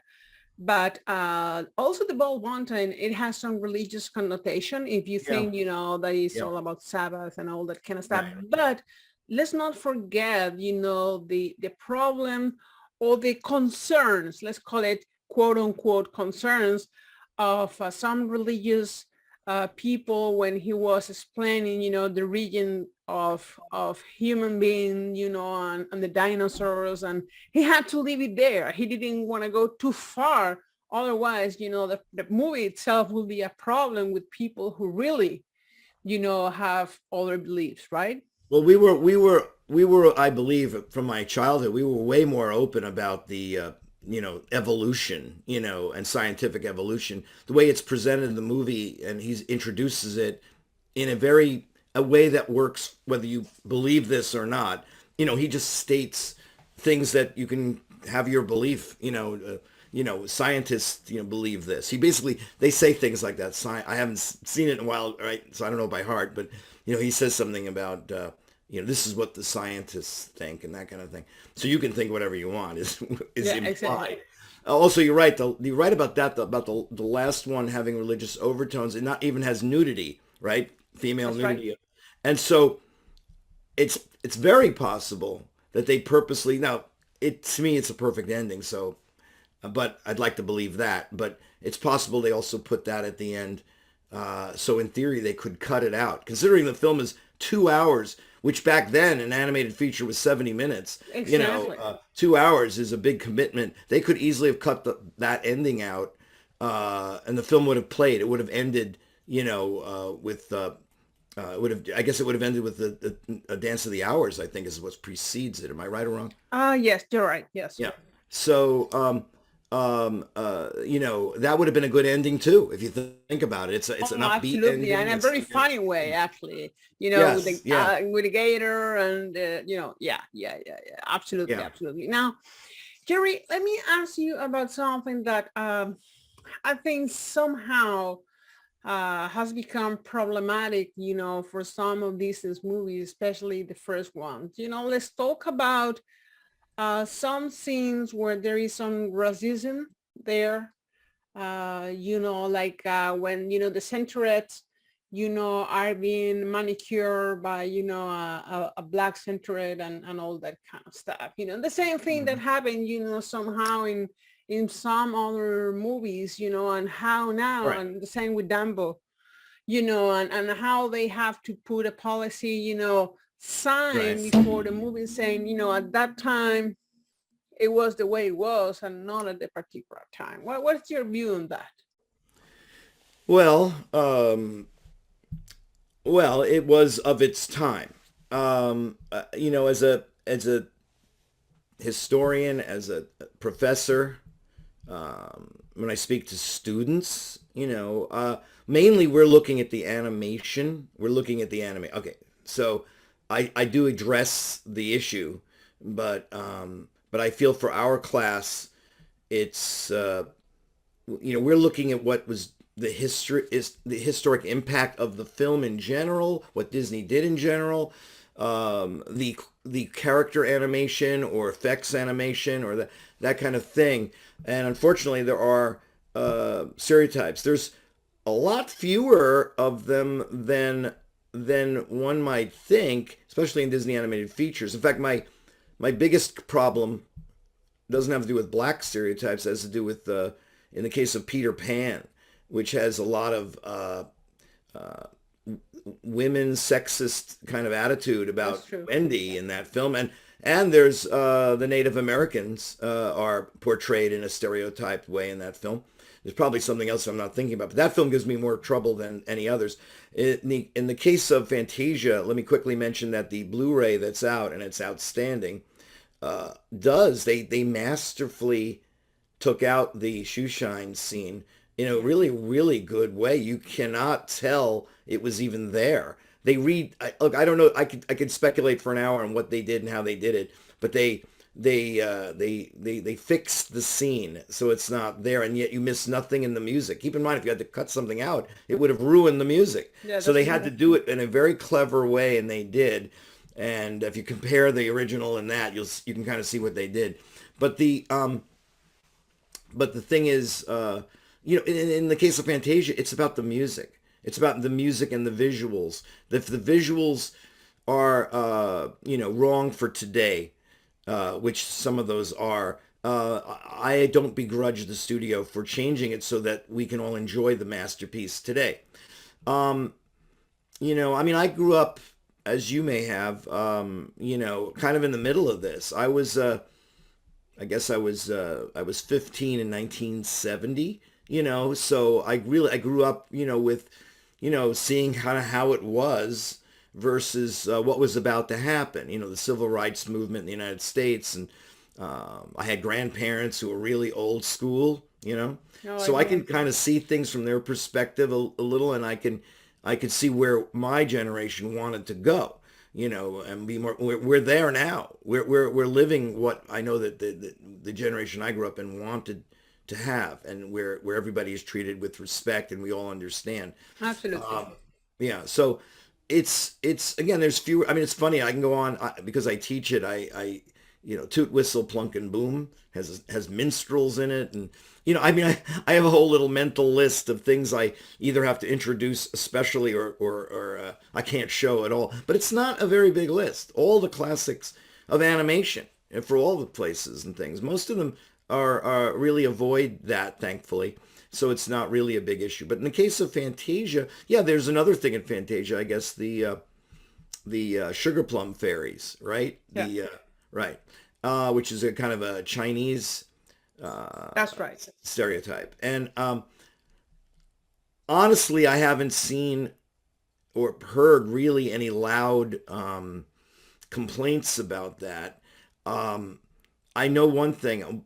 I have been showing cartoons, speaking about them everywhere for years. Repertory movie theaters, comic book conventions, museums, film festivals, animation festivals. In the earlier days of doing this, back in this, let's say the 80s for me, the audience that would see that kind of thing, there was a different kind of laughter. They weren't laughing at the stereotype or even with they were laughing at the fact that that animators would do that. Like, oh my God, I can't believe they do. Oh, I can't believe they'd laugh at it like that. Like, oh my goodness. That would be that kind of a laugh. And then years went by and there was more you'd hear audiences you could actually hear them being offended. I know that back in the earlier days, when I would show certain things and it had those things in it, I got the group, meaning I got the Asians, blacks, Jews, of which I am part of, would all come up to me and like, and we have a cartoon with an offensive stereotype in it. And they're like, oh, I want to get a copy of that. I got to show that. In the early days, there was a lot of that because blacks, Jews, Asians, I think even Native Americans enjoyed this is what I saw, they enjoyed that they were represented, that they were acknowledged. It wasn't just Lily White world. Even if there was a stereotype, that was something they kind of wanted. There. Yeah. That was the feeling then, and I had seen that. That whole issue has just changed, radically and certainly in recent years. As I said, I think Fantasia as it stands is relatively inoffensive. I mean, you can find things to be offensive in everything, Yeah, well, that's true too. Yeah, I mean, the next thing you know, the centaurs will be very upset about things like that. Yeah, I know.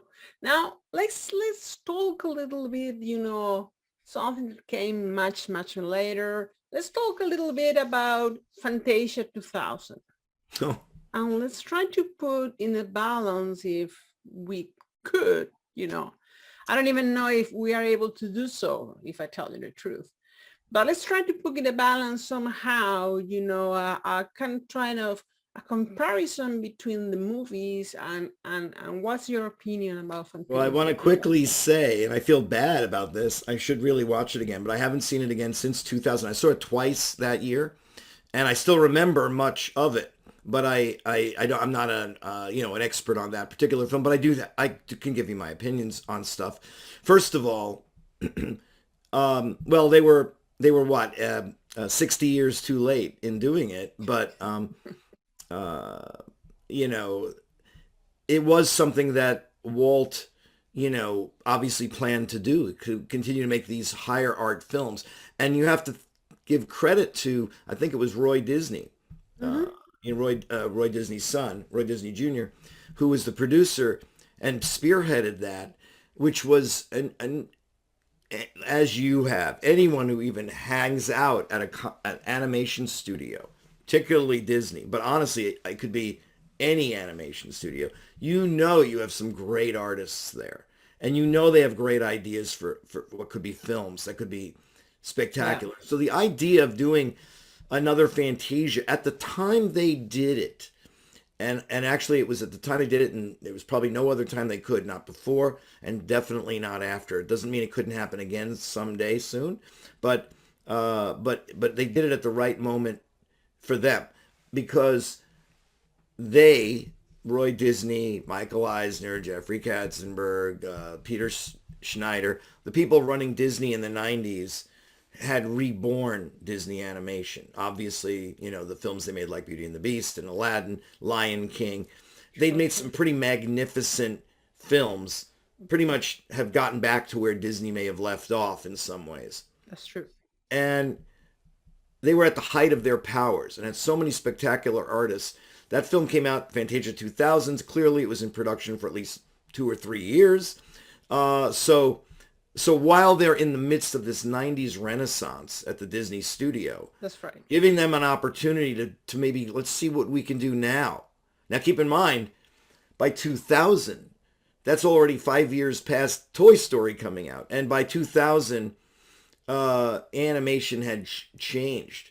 The hand-drawn was kind of going like that, and CG was on the upswing. So, this was going to be a kind of a last, hurrah in a way. Maybe they didn't know that then, but it certainly turned out that way. Now, there's some spectacular pieces in there, things they couldn't have done in 1940 because they could use digital technology and this and that.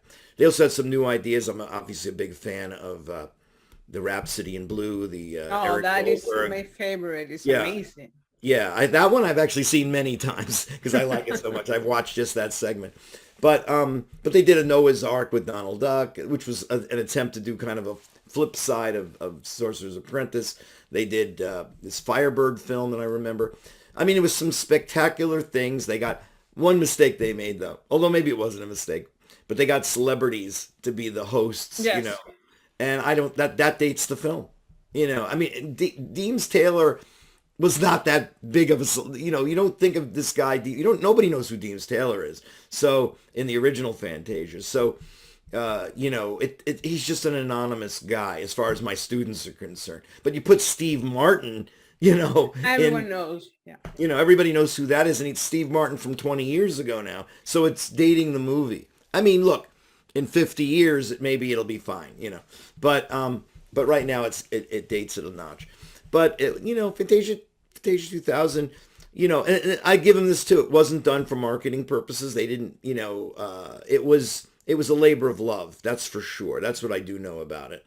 Yeah. And I'm kind of glad they did it. I always wanted to see somebody attempt to do something like that. Yeah, more recently. That's true. It's a different kind of movie, and it's very interesting that comes in the Renaissance period, of the Walt Disney Studios, Right. when, the Lion King, et cetera, et cetera, et cetera, those great Right. and fantastic movies, were there.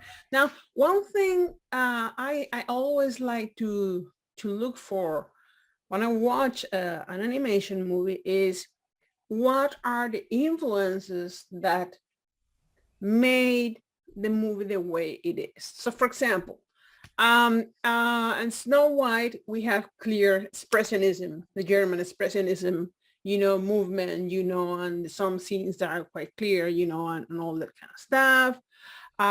There is a surrealism, with the pink elephants and Dumbo and all that Mhm. kind of stuff that led, to the collaboration for Destino with the Lee and all that kind of stuff. But in Fantasia, I find a lot of areas where you have the Art Deco, the Art Nouveau, Art Deco influences, from France, which is a very interesting thing because the Art Deco movement only happens basically in Europe, and the United States only happened in New York.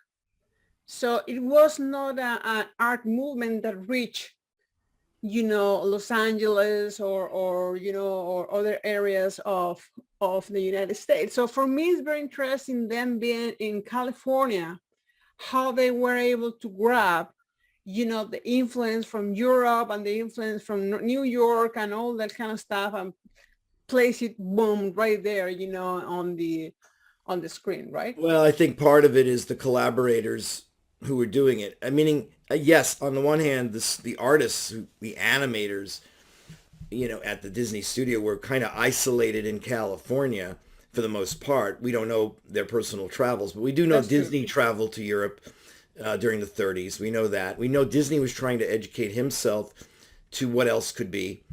I'd also think that Stokowski and even Deems Taylor and other advisors, you know, that were part of the film. You know what? This is embarrassing. I'm sorry. I know I teach this, and I don't remember. I'm having a mental block on a name. No problem. But you'll know. You'll say it instantly. So will I probably. The abstract animator who in Toccata and Fugue, the who started on that and didn't finish. But Yes. See, we're both gonna Oscar Fischinger. Yes. Exactly. Oh boy, I like that we both did it. Again, he brought in artists like Oscar Fischinger. Well, I mean that explains something right there. They knew this film was going to be different. Most of their regular animators were at the time working on Bambi, you know, while this movie was being made, or Pinocchio, but probably Bambi for the most part. So there was special, it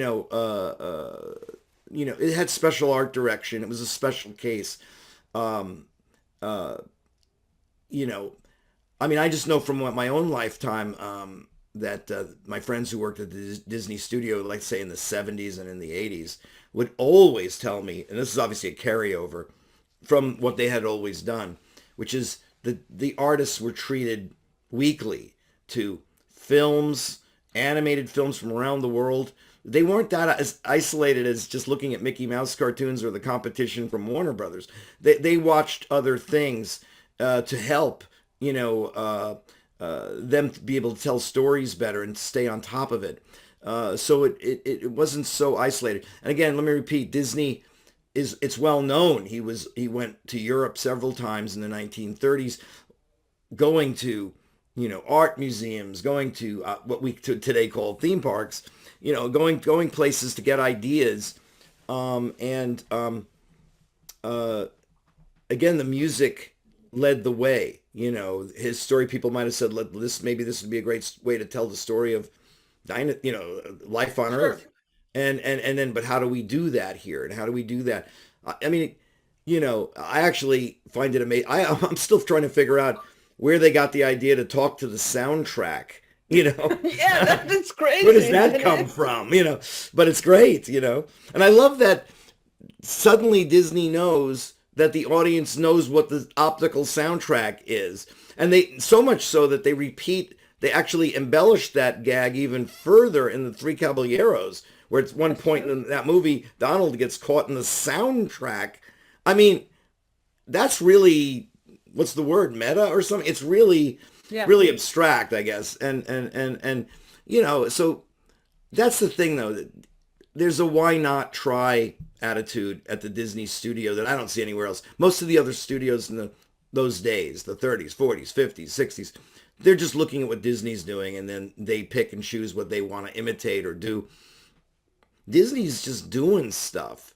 And even in their narrative films, and certainly in the package films to come during the rest of the 40s, they're just trying different stuff. Talk about the influence of Fantasia, even on the Disney studio, even on those Melody Time, which I love, Melody Time and Make Mine Music, and all these, pretty much every film they did after Bambi was a package film of some sort.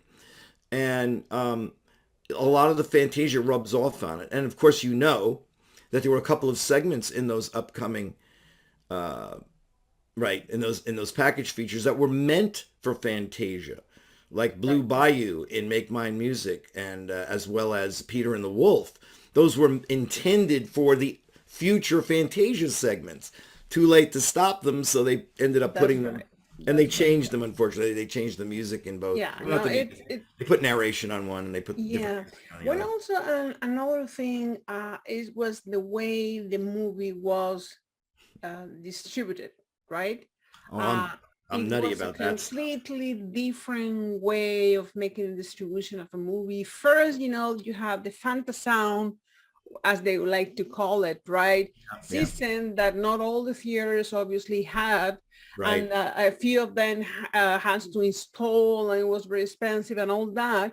But it's even more interesting to see how they have their reserved seat engagement kind of philosophy where you have to make a reservation of your seat and not just go to there and say, I want a ticket or two tickets, for watching Fantasia, right? It was a different way of distribution, right? Don't you think it Oh, created some new absolutely. steps? Well, he was trying to do what he would have done with the Fantasia theaters. He wanted to make, you were going to a concert, not an animated feature, not a movie. You were going to a concert. And when you go to a concert, you buy tickets that are reserved seats. Um, so they were just trying to, they really were giving the air of that.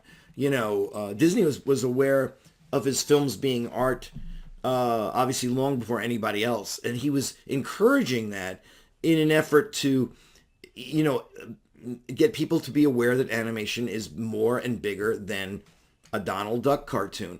And that's why, starting with Snow White and absolutely with Fantasia, as you know, they would market the cells. This is decades before there were galleries and auctions, and they would market cells, at these high-end art galleries. And it's nothing like what we think today with an art gallery selling some animation cells. It was a bigger deal. It was a big deal that it be perceived as art. Something I noticed, I'm actually, one of my many, many hats that I've worn is being a film distributor. And so the distribution aspects of Disney in general fascinate me. I have to mention, I have a book brewing on this in my Oh, mind, because there's so much that I've figured out and or found, and I think it could be very cool. But Disney, when they released their films, and they would do the standard stuff when movies got released, a poster, the trailer, the stills, still photos and lobby cards, these special things. And I started to notice that with Snow White and Pinocchio, mainly Snow White and then Fantasia, actually. Pinocchio is a mixed bag. I'm still studying that one. But with Snow White and Fantasia, the artwork they released for publicity purposes is art, meaning they mostly didn't release images from the film. They released pre-production artwork or yeah, inspiration art or just artwork by one of the, as artwork, line art. They did this with Fantasia. I'm assuming Bambi, I know they did it also. And I believe that was an effort, a subtle effort by Disney to show the world that this isn't just a cartoon, what you think of as a cartoon. You're coming and you're going to see animated moving art. You're going to see art move. And that definitely was part of it too. How people perceive what they're going to see in a theater, how Disney sold movies, whether it was a successful thing like Bambi or a Fantasia, is fascinating. That includes that they came out with a line of books that you could buy that were based on each segment of the film. that's right. That's Right. right. I was recently showing my students I always like to emphasize to my students that because I have to change their perceptions about the way things were versus today. What I mean by that is, like I said already, about the films being ephemeral and that kind of thing. But in the case of Bambi, we all grew up with the reissues of Bambi in movie theaters. And imagine the poster you might remember, which is a big picture of Bambi looking at the butterfly on his Yeah, tail. And that's right. right. And the original, go back and look at the original 1942 poster. It's based on the best-selling book, which was for adults. That's true. Bambi's barely shown in the poster. It was a Book of the Month Club, and it says a great love story. That's the tagline for the film. Bambi, a great love story. They barely show Bambi. They're selling the fact that you grown-ups, you adults, remember the book. It was a bestseller 10 years ago. Now it comes to the screen as only Walt could do it. Right. And that's the way they sold the movie. I mean, I find that fascinating. It's not what we think. It's not with Thumper and, making it like a kid's picture, and as we all know, it traumatizes people because it's a drama. It's a serious drama. It is indeed. Yeah. And people are taken by surprise by that because they expect a delightful Disney romp, but it's not that. I think often, as we were just having a conversation here, and it's going off in different directions, but I think often about how his momentum was stopped. The studio's momentum with World War II Yes. literally immediately stopped the momentum of that studio.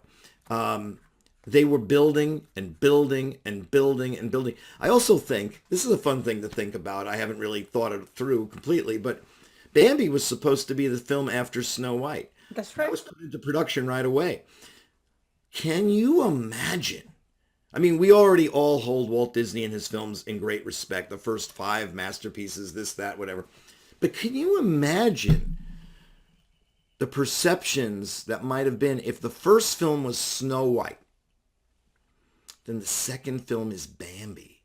I think, see, Pinocchio is a little similar in its way to Snow White. It's a That's right. nice story. It's pleasant. Kids can enjoy it.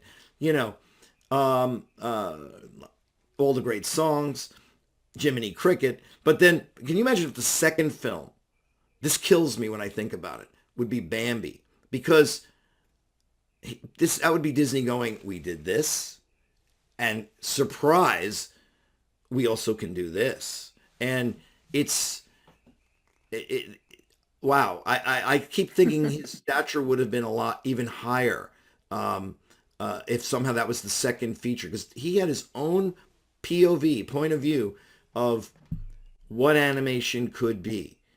That's true. And and in Fantasia, we get the big bang of it. We really get the big bang of what could be here. You know, the different directions animation could still go. It's almost like a note in a bottle, that film, that to the future generations, if not his own studio at that time. The perfect thing that he could have done before being stopped, you know. I mean, essentially what we think of as Disney animation stops there at Bambi, you know, because now they're making war films. They're making the South American films. You know, they're at a certain standard, still higher than any of his competition. But you know, I'd like the optimist I am, the kind of person I am. I can still see progression in every feature that he makes, that he goes along, even up to. Well, I usually stop my class. I run out of days, so I have to stop at 101 Dalmatians. But even Oh, that one, okay. but 101 Dalmatians is a great place to stop because it's kind of the last film that with an innovative art take. I mean, if you, no matter what you think of any of the ones before it, Lady and the Tramp was different from and then Sleeping Yes. Beauty is its whole other world, and then 101 Dalmatians is a new universe. It's lower budget and all that. It's Xerox line, but you know what? Nobody had ever seen that before. It was, and then following that, they stay on that level. Period. The end. And so you got Sword in the Stone, you know, which is not one of the weakest of his films from that point, and Mary Poppins, Winnie the Pooh, and The Jungle Book, which is a great. Thank you for doing that one. Unfortunately, he had passed away, but Yeah. at least he passed away on an up note, in my opinion. If he had passed after Sword in the Stone, I think that would have been sad, you know, for such a great man. I think Jungle Book's a good one. Yeah. Yeah. Yeah. But you know, the Disney studio was about that. They were on their own mind. And every once in a while, someone would come along, someone like UPA would come along and innovate some other thing. And then what would Disney do? They would go out and make a few films that were in that style, as Yeah. everybody did Yes. at that point. And the thing is, the Disney ones are pretty amazing, actually, visually, artistically. You know, and they did more than people think, because Toot Whistle Plunk Boom gets all the kind of credit, and it's loud, but they made a lot of shorts, you know, with what I call the new style of the UPA, either for television or opening titles, or they Right. kept doing it. Right.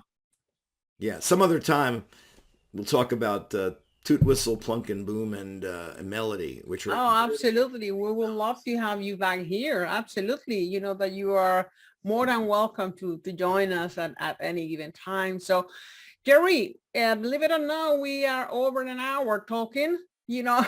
that's me. I told you I can't shut up.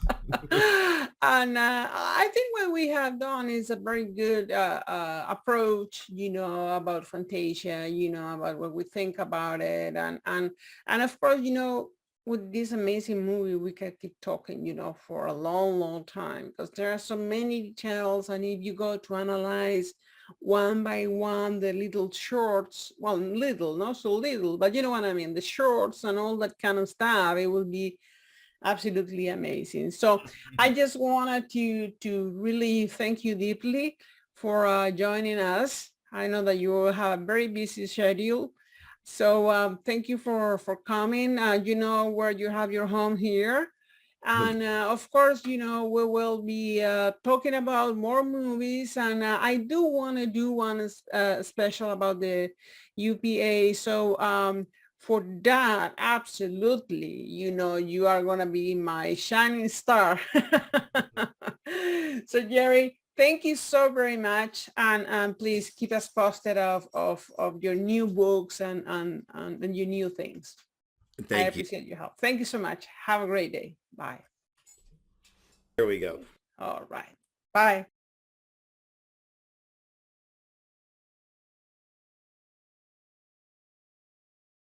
Hello, friends, again. And here we are with the round table.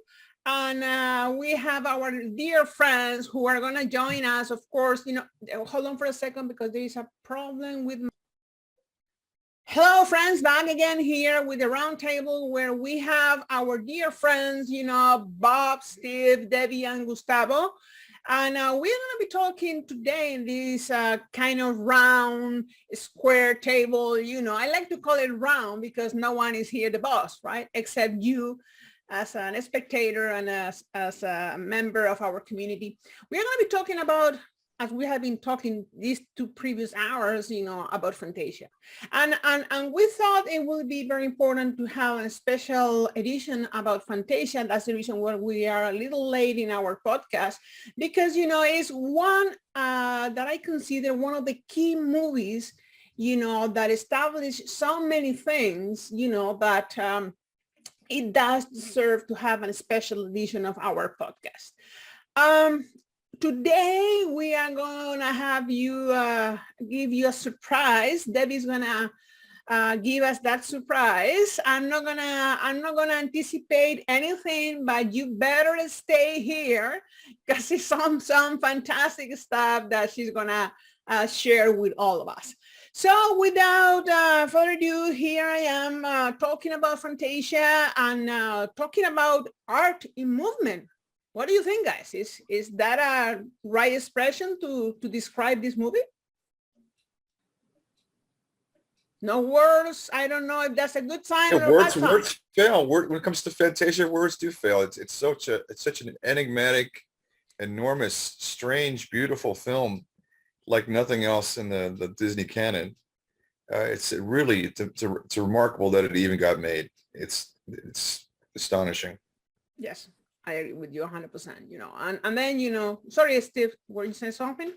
I was just going to say it's probably the most unusual film of all Walt's films, the most experimental, maybe one of the most unusual films of any film made. It was, I think, an artistic success. It was, I think we have to admit, even Walt did, it was a financial failure. But it was just something unexpected, I think, for the general audience. And so they didn't immediately embrace it. Yeah.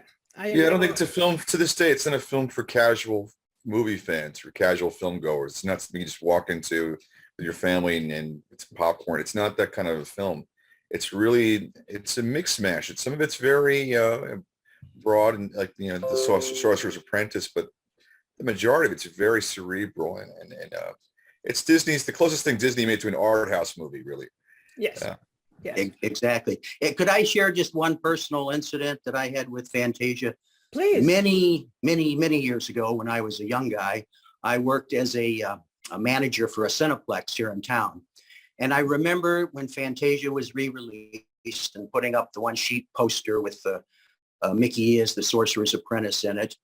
But I remember there was always problems with the audience. People would bring in, groups of children and so on, and they expected a Mickey Mouse feature, and obviously that wasn't. And it seemed to me about the time that the Sorcerer's Apprentice segment ended, people were leaving the theater. Some wanted their money back.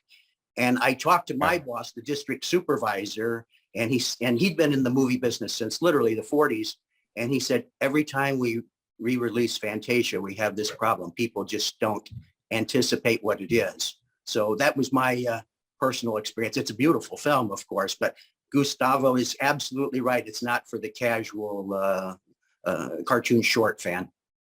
Yeah, absolutely. Yeah, I agree with all of you. And well, the whole structure of the movie itself tell us that it's going to be different. We don't have credits at the beginning. We only have the introduction just going into a theater, where we are going to be listening to a wonderful, orchestra playing, some beautiful music. And that's it, right? And the only thing is that different, instead of being in a theater, with traditional theater, we are in a cinema place. You know what I'm saying? And we're going to be watching a movie with fantastic music. So I think is the culmination actually of the art of animation and the art of music, and that's the beauty of the whole film. So when you were kids and you watch it, if you watch it when you were kids, what was the impression that you had at a glance? Like the first impression that you had with Fantasia? For me, while I appreciate it now, when I was little, I was very bored. I think I fell asleep. I think I was 5 or something like that. We were brought to it. I think my parents thought it was a kid's movie, which it really wasn't. And so it was not enjoyable from a very young kid's standpoint. Yeah, I think I would be about 12 when I first saw it. And I was an odd kid. I really enjoyed most of it. And now that I've returned to it, I find I only enjoy about half of it. I think because some of the more abstract animation seems quite primitive. And in fact, in 1940, it wouldn't have been, if that makes sense. Toccata and Fugue, for example, it's very pastel-y, and I'm so much more used to higher definition now. Yeah. No, it's sorry, Gustavo. I saw the film. I didn't see the film in its entirety while I was in college. I had only seen segments of it on specials on television. Like they would show The Sorcerer's Apprentice or Night on Bald Mountain, and I always loved those. But when I first saw it in its entirety, I think I was the right age to see it too. I think it was I was probably 19 or so, and saw it in a student movie theater. And I was of the right mind. I was studying film, so I was able to. And I was curious about experimental and avant-garde films. So this fit right into my sensibilities at the moment, and I loved it. I still love it. And I think it's not.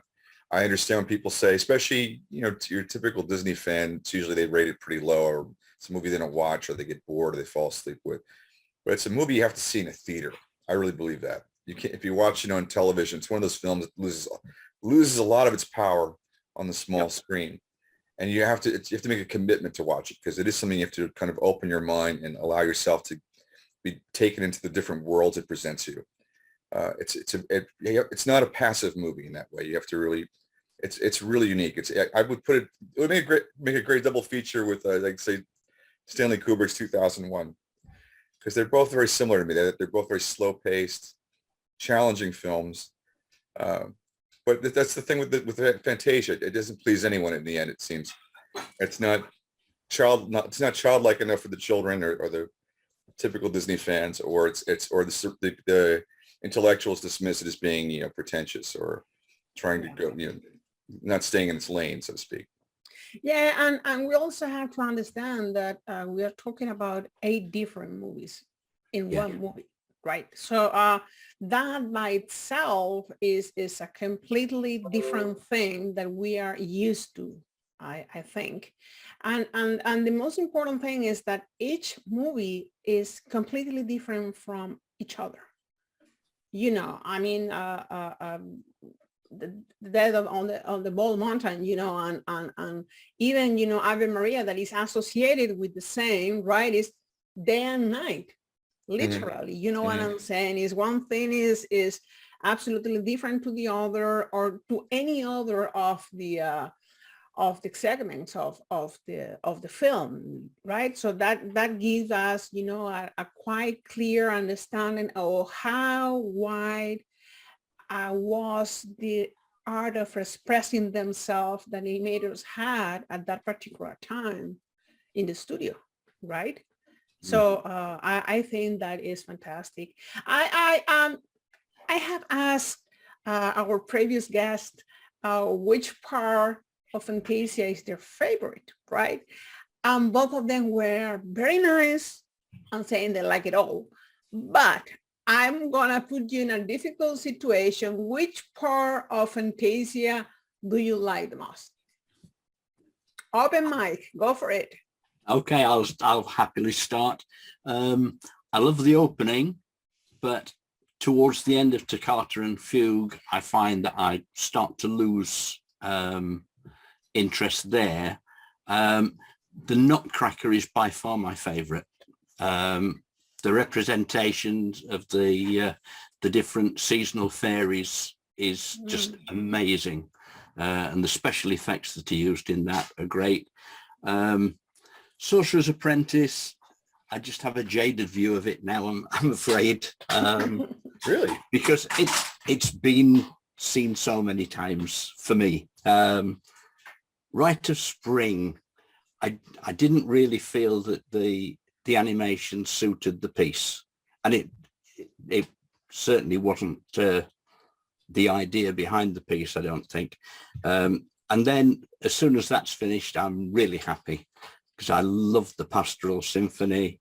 I love the Dance of the Hours, Ponchielli piece, and I really enjoy the ending too, Night on a Bald Mountain and Ave Maria. Yeah, absolutely. Who goes next? Who tell us something about their favorite places? Okay, I'll go. Go, Steve. I have to agree with Bob. I knew I should have gone first, because now it looks like I'm just copying him.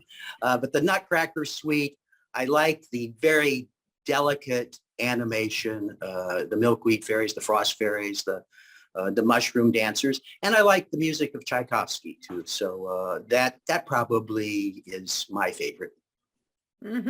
Cool. Anyone else want to share something? It's so hard to choose. It's changed for me over the years too. I think The Sorcerer's Apprentice is a masterpiece. I think it's fantastic. It's absolutely wonderful. But I'm torn between that and the Night in Bald Mountain Ave Maria section myself. That's just it's just indelible. Those images will always be in my head first. It's left it. But everything's the Tchaikovsky, the Nutcracker Suite sequence, I agree, is breathtaking. You can't believe it. We're so used to the way we look at films today. I keep having to remind myself there's no computers involved in some of these effects being created at the time. It's astonishing. I even love the beginning. I don't know why, I just love the beginning, or the segments with the silhouettes, the musicians in silhouette, and the very low lighting on Deems Taylor. I find that just so mysterious and beautiful. That's actually an image from that is a screenshot of my phone. I love that. I'm just so intrigued. It's very Orson Welles like. It reminds me of some of the scenes in Citizen Kane where they're in the newsroom, the screening room, and you can't see anybody's faces. I was wondering if Welles was influenced by Fantasia there. Good. Oh, sorry, David, we were trying to say many things and everyone has got you. I like to look at it from an animation art collector standpoint, and the ones that are most popular are Chernobog from The Night on Bald Mountain, and also The Sorcerer's Apprentice. So the Yensid and Mickey and the brooms and things like that. So to me, one, those are the ones I enjoy the most, and two, those are the ones I get to see the most exciting art from. right. You know, one, I agree with Debbie and Gustavo in the sense that those are the two that I do really like. But I have to say something, you know, I mean, each piece is so delicate. You know what I mean? That it's almost impossible to choose one from the other. But one that I find is fantastic to teach kids about classical music in an animated way is the Dance of the Hours. You know, with the dancers, you know, the ostrich, and I mean, I think it's just absolutely amazing, right? And somehow that representation for me represents what is Disney. It's a huge scenario where you have ostriches, you have hippopotamus, you have, you know, alligators, you have, you know, it's kind of a huge place, you know, where all this creativity happens at the same time, you know, and the final scenes, you know, when one is chasing the other and so on, blah, blah, blah.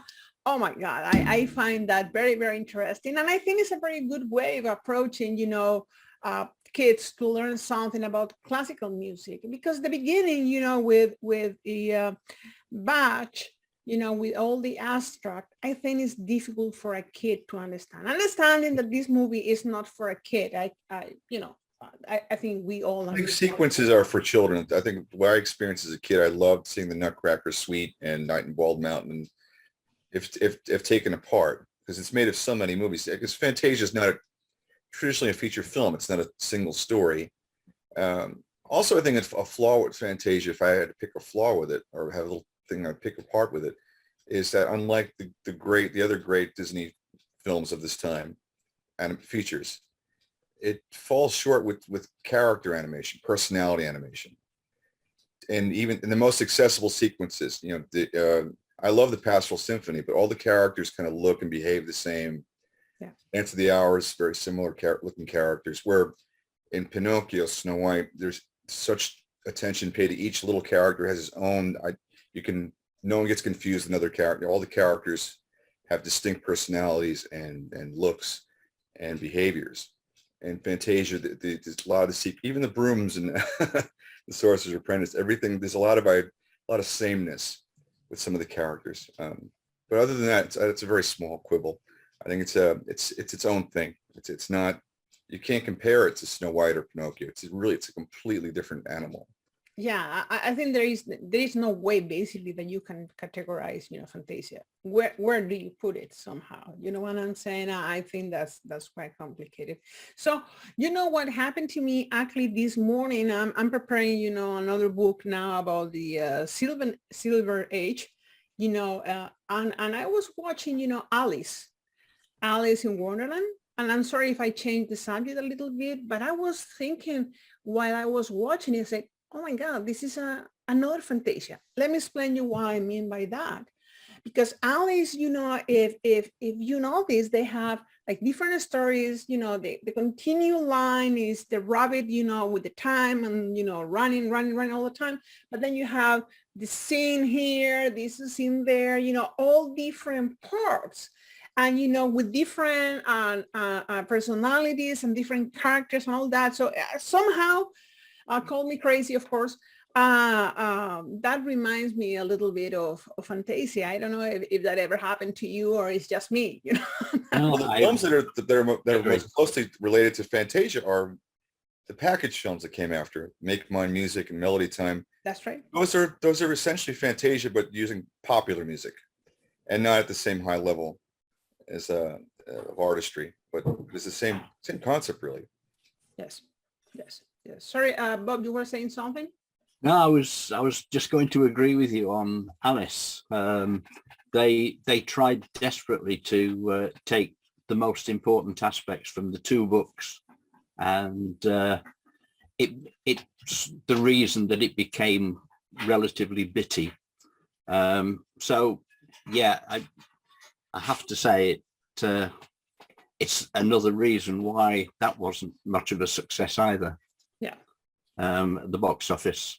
Yeah, that's And yet I do love it. I love Alice. I think there's more songs, individual songs in Alice than any of the other feature films too. Yes.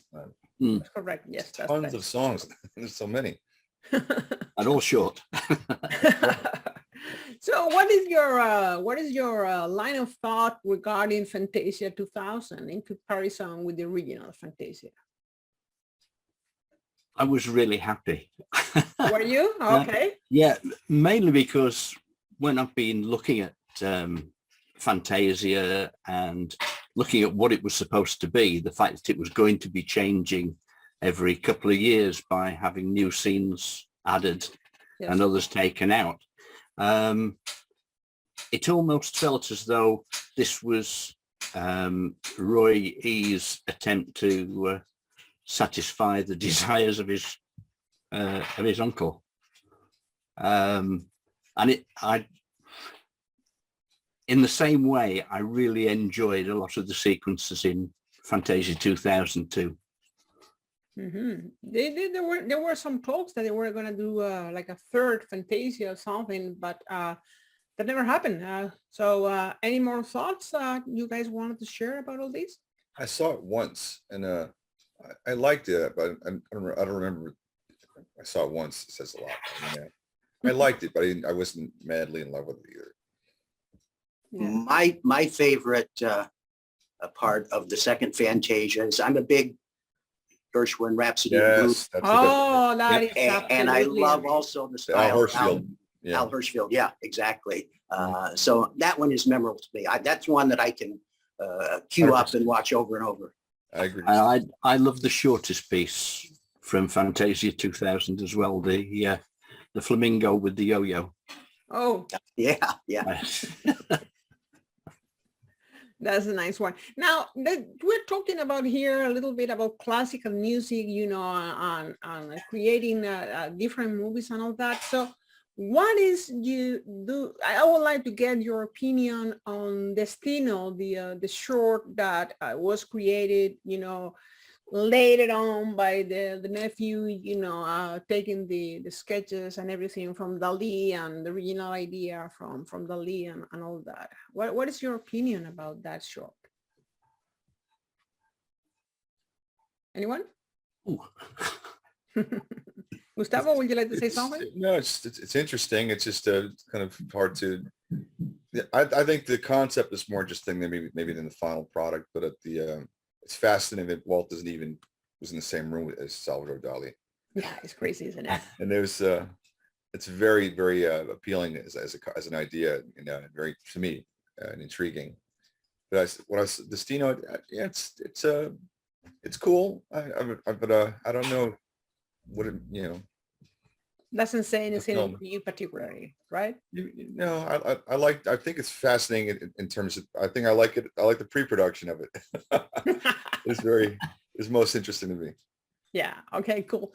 Now we are halfway the program and I think it's turn to show our viewers, you know, the big surprise that Debbie has for us. And the field is yours, Debbie, please. Okay, I will share my screen. Yes, please do Okay. so. So those of you who are not familiar with me, I'm Debbie Weiss. I own The Wonderful World of Animation. I've been collecting and selling animation art for about 30 years.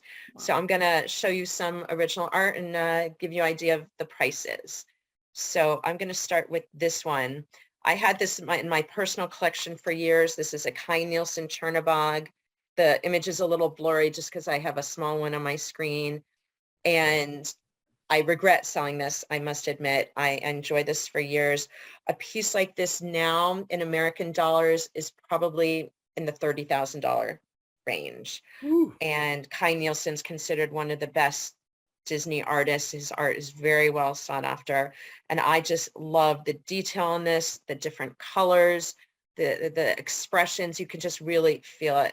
And this is on the black paper with the pastel, which a lot of the concept art was. To show you a comparison, here's a Chernobog cell that we sold years ago, and those are very, very rare. I think this is the only one I've ever had in 30 years. Amazing. This one now, I would have to guess would be between $10,000 and $20,000, but I wouldn't know where to get one. They're just so hard to find. Wow. Let's see what else we have Wow. for you next. I'm gonna go to Fantasia Mickey. So this was a drawing that was in my collection that we sold recently. This sold for $8,900. I thought this pose, to me, this is, I hate to use the word perfect, but to me, this is a perfect Mickey pose. He's got the hat. You can see his face. He's full figured. It's centered nicely in the drawing. You've got these lovely yellow shading. You can see the details on the hat. You can feel what he's about to do. So to me, this is a wonderful drawing, and this sold for $8,900 Whose American signature dollars. is that on there, Debbie? Say again? Whose signature is on the Sorcerer Mickey? In the lower right, it's the Yes. number 12. It's Oh, I 12. thought that was the definitely. It's person's the name. production number. I wonder if that's a Freddie Moore. You know, I'm always hesitant to say something was Wouldn't by an know. animator Yeah, unless the animator, you know, I met the animator and they told me themselves. right. There's times where we get milk calls in. We go, we really think this is a milk call, but I'm always hesitant to say, I know for a fact. So Right. I like to be conservative and say attributed to or looks like the work of, something like that. I was just Um, wondering out loud. So this drawing was part of a collection I bought from an animator's estate from a relative. And I thought this was very interesting because you can see the shadow on the drawing. So you have Mickey and then the shadow behind. These types of drawings are probably in the 2,000 American dollar range. Extraordinary. What a huge difference in pricing, right? Yeah, a lot of it has to do with the pose. The hat's a big deal. And to be honest with you, when it's from my own collection, I will put a much higher price Sure. because this is the best examples I've found in 30 years. And sometimes people are like, oh my God, that's the best one I've seen. They'll pay it. And other times, you know, it's not a fit. And that's okay for me. It's just, this is what it's worth it to me. And I don't know where to get another one. So once I sell Right. this, it's not like I can go find 10 other ones. It's, you know, this is the result of 30 years of looking Mm. kind of situation. Also, Debbie, isn't it true if there's a finished cell has often is more value typically than the production drawing, or even if the production drawing was done by one of the, say, 9 old men? Is that often the case? Cell wise? Yeah, if it's a finished cell versus the pencil drawing, the production pencil drawing. Usually, the cells tend to go for more than the drawings. I think there's a more universal appeal with the cells. Hmm. So I like to think of it as when people usually if they're not an artist, like the more traditional collectors, they tend to start with the cells. It matches what they've seen in the film. They can relate to it. As they get more advanced in their collecting, they start to appreciate the artwork. Then I feel they move more into the drawings, and then they start to go, oh, a drawing that I think's by this person or that person or the roughs. And then as they get more advanced, and Steve may agree with all this, then they tend to go in the concepts. It's very rare you have a new collector going into the concepts, because the concepts a lot of times don't look like the finished character. So it's a really high level appreciation of the art. But you do find people who collect who are animators or artists already, they will go for the drawings usually, because to them, that's the art that they are more in sync with and appreciate. I think also some collectors want that thing that was actually under the camera. That's right. That's correct. And so I thought this was interesting. This ostrich cell we just got in, and you can see there's some paint separation, which is not uncommon of things at this age. Some people will get them restored. Other people will not. I personally, my view is when you look at the piece, if you're focusing on the paint separation, that's what's drawing your eye, get it restored. If it's not, it's a personal choice, then leave it as is. So the ostrich cells are probably in the $3,000, $4,000, $5,000 range. But what I have here, which is kind of interesting, is I have two, just to kind of show you two very similar ones. And you can see just, you know, the slight difference. And I thought that was just kind of interesting to share Yeah. Wow. with your viewers. One on the right, the Courvoisier one? Yeah, I believe they're both Courvoisier. Let me take a look. Yeah, I think they're both Courvoisier. What's interesting with the Courvoisiers is how they were so different in the backgrounds. Like you have sometimes dwarfs on backgrounds that were old wrapping paper. They're stars and dots, and there's this unusual wood grain. So not all Courvoisier backgrounds are the same, and different backgrounds make the pieces more valuable, even though the background intrinsically doesn't have any more value visually. And because they were trimmed and applied to the background, it's very hard to remove it. You don't really want to do that unless the paint is in such a situation. So a lot of this art is people appreciate historically, but also visually. So if you're going to hang it on the wall, most people prefer a woodsy scene to the star paper background or the wood grain background. Also, And Steve, what's that? I was just going to point out to the viewers at home that the scarcity of these things that you're mentioning, Debbie, is largely due to the fact that the Disney studios threw away most of this artwork. They recycled or threw away. Yeah, Thanks to the Courvoisier crushing. Gallery. Thanks to the Courvoisier Gallery, which for a short few years sold Disney animation art, and employees that kept these artwork or were receive them as gifts. It's the only way these things that made it to the market or survive at all. Yeah, you're absolutely correct. I mean, it's heartbreaking, but we are thankful that the Courvoisier galleries existed so that a lot of this art did get saved over the years. Okay, what do we have next? I'm going to go to Yensid. So this is a Yensid. Sorry, again, blurry. It's an older image I have in my computer, but this is a concept piece from Yensid. And now these days, I would put this at about 10 to 20,000 American dollars. Wow. And so you can see that he looks, you recognize who it is, but he doesn't look exactly like the final piece, which I will bring up for you.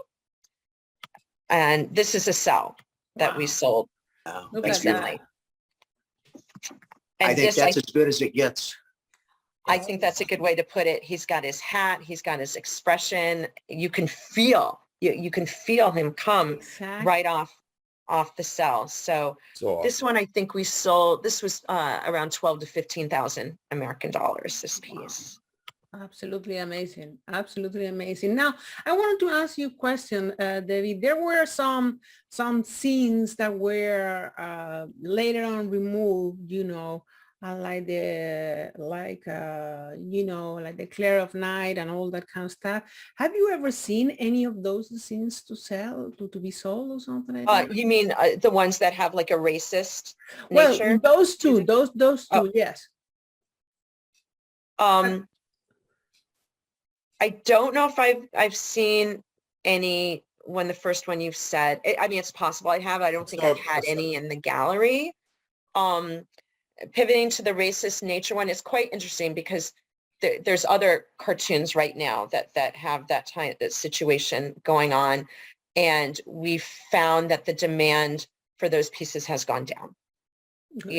And we're not as inclined to take those pieces into the gallery now that we realize the sensitive nature It's of a that. sensitive thing. Yes, absolutely. And we don't want to be disrespectful to anyone's heritage. So it's a very interesting subset of the market and how that's trading differently, because it's not just based upon, the art or the quality of the art or the rarity of the art or the pose.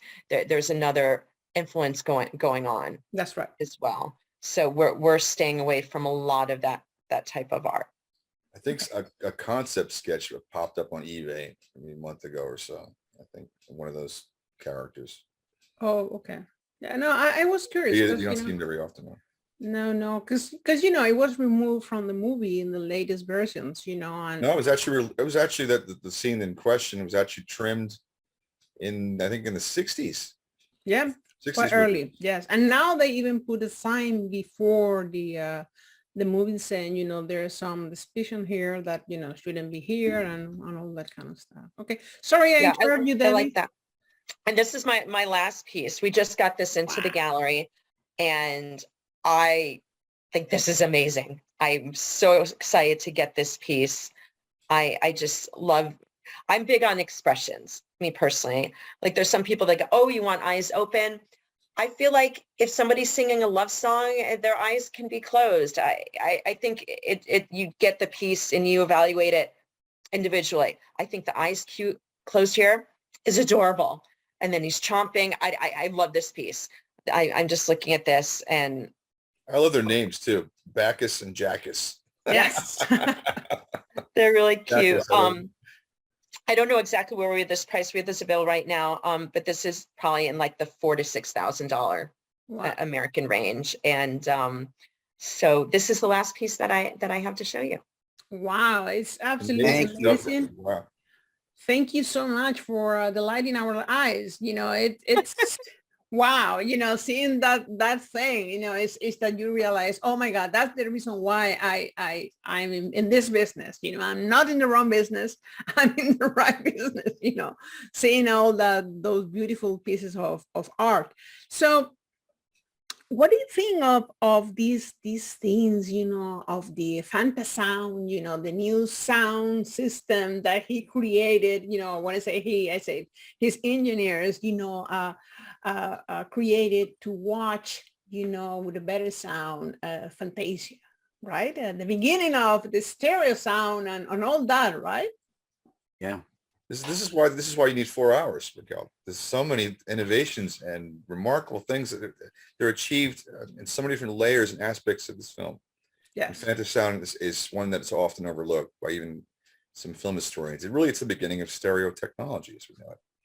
Exactly. I've got a feeling that's part of the reason it didn't do too well, because they didn't have too many systems or enough theaters that were big enough to be able to have it installed. And so you're going from what is essentially a true concert experience with the Fantasound to basically a film with music of music. And I've got a feeling that played quite a big part in the less successful aspects at the box office. Yeah. And as I recall, there were maybe only 30 theaters that were fully equipped Yes. when Fantasia was released. And also the fact that many theater owners, I believe they had to pay for a lot of this technology. And that was beyond the scope of anybody, but maybe in the biggest major markets could afford. That is correct. Also, I think that one of the biggest challenges, that the movie had was that, the sound of war was being listened, in far, you know what I mean?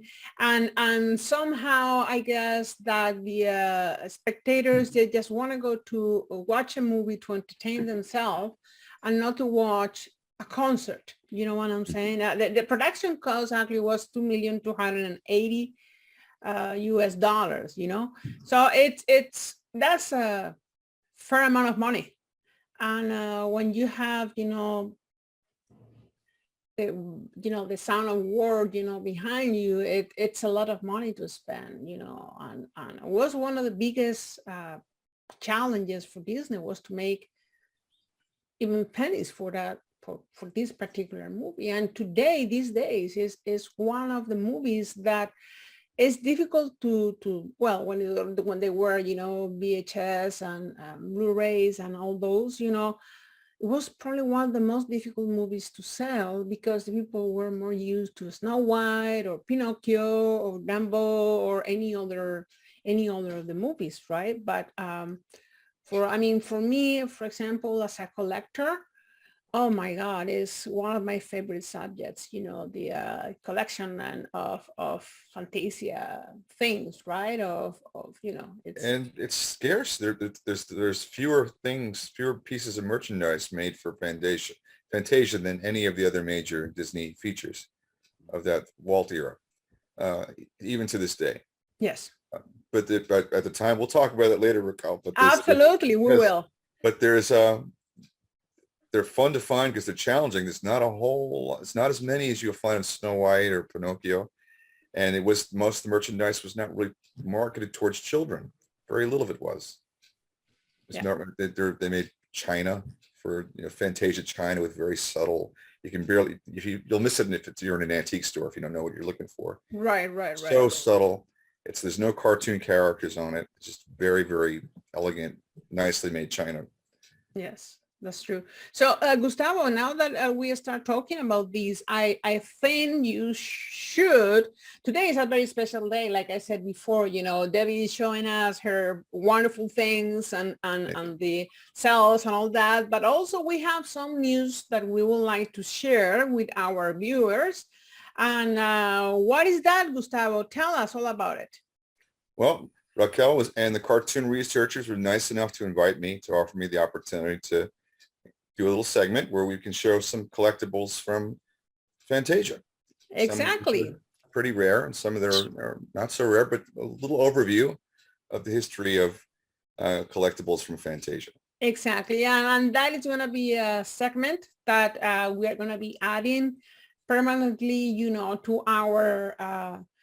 to our program, where, Gustavo will show us, some of the collectibles of the movie. Oh, look at here. Who has joined us? Nunciante. Oh my goodness, our friend.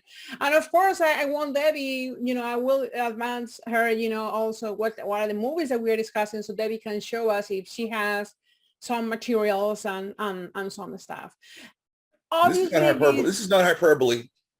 Nope. Debbie and Steve. Debbie are two of the premier, really, I'm telling the people out there so they know, if they don't know. Debbie and Steve are world-class, some of the world's best experts and collectors and handlers of Disney art. So know these two people, and definitely, and Steve is a great museum. Tell us about what's going on with your museum, man. That's true. Tell us. Oh, well, currently now we have a display of original vintage Disney art at our museum here in my hometown of Peoria, Illinois, the Peoria Riverfront Museum. But I'm very excited. In addition to that, on April 9th and 10th, we're going to have the showings of Snow White, Pinocchio, and Cinderella, all on a giant screen theater. It's the largest indoor screen in the state of Illinois. It's 52 feet high by 75 wide. And if you've never seen some of these films on the big screen, like they were meant to be, we have an airport here in Peoria. Please show up. And also I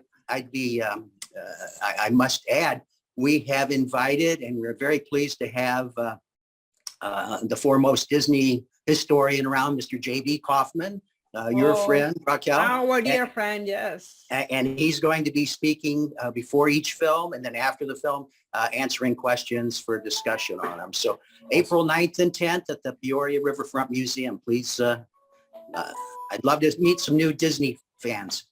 Any Fantasia in the exhibit, Steve?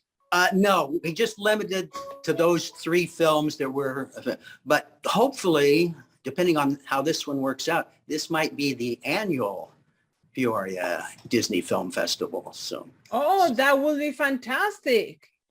If we get enough folks, so get the word out for me, please. Oh, absolutely. I invite all the friends, for cartoon researchers and educators to share all this information, because this is quite important, that we support each other, and that we help in spreading the word, and sharing, the knowledge of not only Disney, but, any kind of animation art that is happening in any of our cities. I don't know, it seems that our dear Italian friend Nunciante is having some kind of connection problems or something. We cannot see him, we cannot hear him. So, well, this is... Oh, now we are seeing. Hi, Nunciante, how are you doing, my friend? Oh, I'm fine, thank you. Excellent. We were missing you, saying, where is he? I forgot to activate the video, so. Oh, no problem. That's perfectly fine. So we were talking about Fantasia, and only we have 5 minutes left in this conversation today. But tell us your opinion about Fantasia and how Fantasia was received in Italy or in the European continent. Oh, yes, Fantasia, I remember seeing the first time on the big screen in 1978. It was a reissue for the the 50th anniversary of Mickey Mouse. Wow. And that was I think the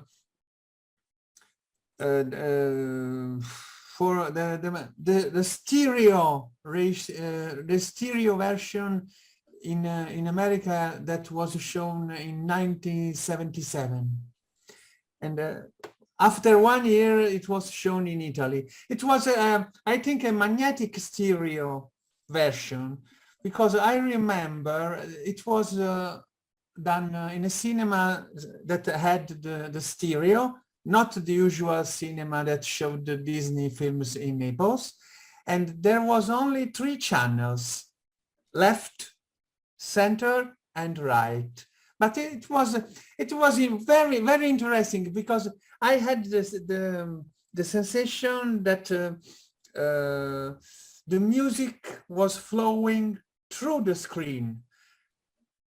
When a character moved on the left, the music followed him on the left. It was a strange thing, but effective. And Disney made also a version of the soundtrack on a vinyl record that had the same effect. Yes. And this is the Wow, there you go. poster. This is the poster for the 1973 version, but it was remade also for the stereophonic version of some years, the one I'm talking about.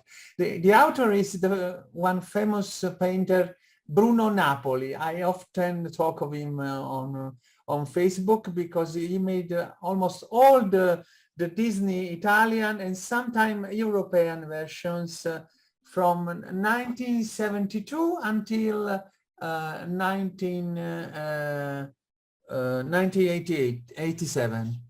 Oh, wow, wow, wow. It's amazing, you know. And how was the reception of Fantasia when it was? Fantasia was a particular movie for Italy, because in my town, I think since I was born, it was never shown, because it was a very, I think the cinema in my town never showed Disney so much. Because it was the rental, I think, was costly, and so they prefer to show it after month they came out, because it was better for them. So my parents took me to Naples, the Naples, to see them. That where was the theater that showing the films on, as we say, prima visione, after immediately in for Christmas, for Easter. But Fantasia was shown as I think something as a special engagement, not for Christmas or Easter, but sometimes for the at the beginning of November, because the Halloween weekend is very important for Italian cinemas, and so Disney kept important movies also for Halloween weekend, and Fantasia was one of them. Was Fantasia not released originally in Italy in 1940? Yes. It was released after the war. The first. But the original year, 1940. Yes. The first version in Italian was in 1946. Interesting. And it was dubbed in USA, because dubbing companies after the war had not yet reorganized themselves, and some films were dubbed in America with Italo-Americans voices. So many films. And so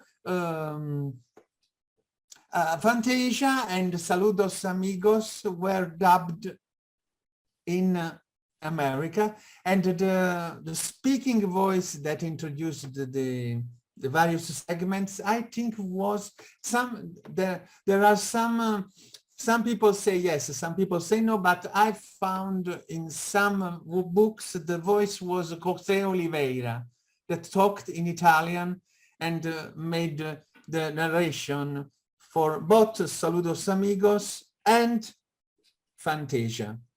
Okay, cool. All right. Sorry, Annunziata, we want to say anything else? Oh, no. Oh, sorry. Okay, believe it or not, we are a little over an hour. Okay, so time flies, you know. I'm sorry because I'm sorry because I thought it was at this time. Oh, you know what happened? You know what happened to Union City? Actually, we were talking about that before. Is the time change? Canada has changed the time. Yes, and we are now in the summertime. Yeah. Sorry for that. Yeah, so that was what happened. So now hopefully, you know, Europe changed the time soon as well, so we are all can be kind of the same time zone and then regular time zone, I mean, so we all can watch each other and we can all continue talking about it. I would like to give thanks, you know, to all the members who are here, and you know, your dedication and your patience and kindness, you know, sharing your experience and knowledge with all our viewers. Especially thanks today to Debbie. Thank you for sharing that. My pleasure. You only did, the only thing that you did a big mistake, because now I'm drooling and I want to acquire more stuff for Fantasia. But that's a different story. I will speak with Gustavo about it. Rachel, one little thing. If Yes. you in America have on Disney Plus in Italian, Fantasia, the actual Italian version was written by me. Wow, look at that. Congratulations, my friend. Of the complete dialogues of Dims Taylor was written by me in Italian, because we didn't have them in its entirety, never. And Well, here's a trivia question, my friend. That's no longer Deems Taylor in the English version either. It's a new actor. Oh, I He's didn't know completely redubbed. But so it also in English is another voice that dubs Dims Taylor. Yeah. That's what Gustavo just said. That's a funny thing. Yes. Yeah. But I made a funny thing also for this Italian version. I used the dialogue that was written by Roberto De Leonardis in 1973, and in some way adapted to the lips of Dims Taylor. Well, you know, after all, they were all animators. They know how to adapt the voice. You know what I'm saying? To the lip sync and all that kind of stuff, right? That's what they did best. Anyway, guys, thank you for being here. And I just the next segment that we will have will be with our New Yorker, our favorite New Yorker, Gustavo. And then, you know, for next month, I just want to advance, we're going to be talking about pink elephants. That's all I'm saying. You know, we are going to be talking about Dumbo, obviously. And it's going to be a very interesting chat because, you know, we're going to be talking for hours about probably the shortest movie ever produced by Disney Studios in terms of length. And it's going to be a very, very interesting conversation, as I always have with these dear friends that we have here on the screen. So thank you all. And Gustavo, I wait for you now. All right. Be with you in just a moment. All right. Take care, my friends. Thank you so very much. Have a good one. Bye-bye. Bye-bye. Bye-bye.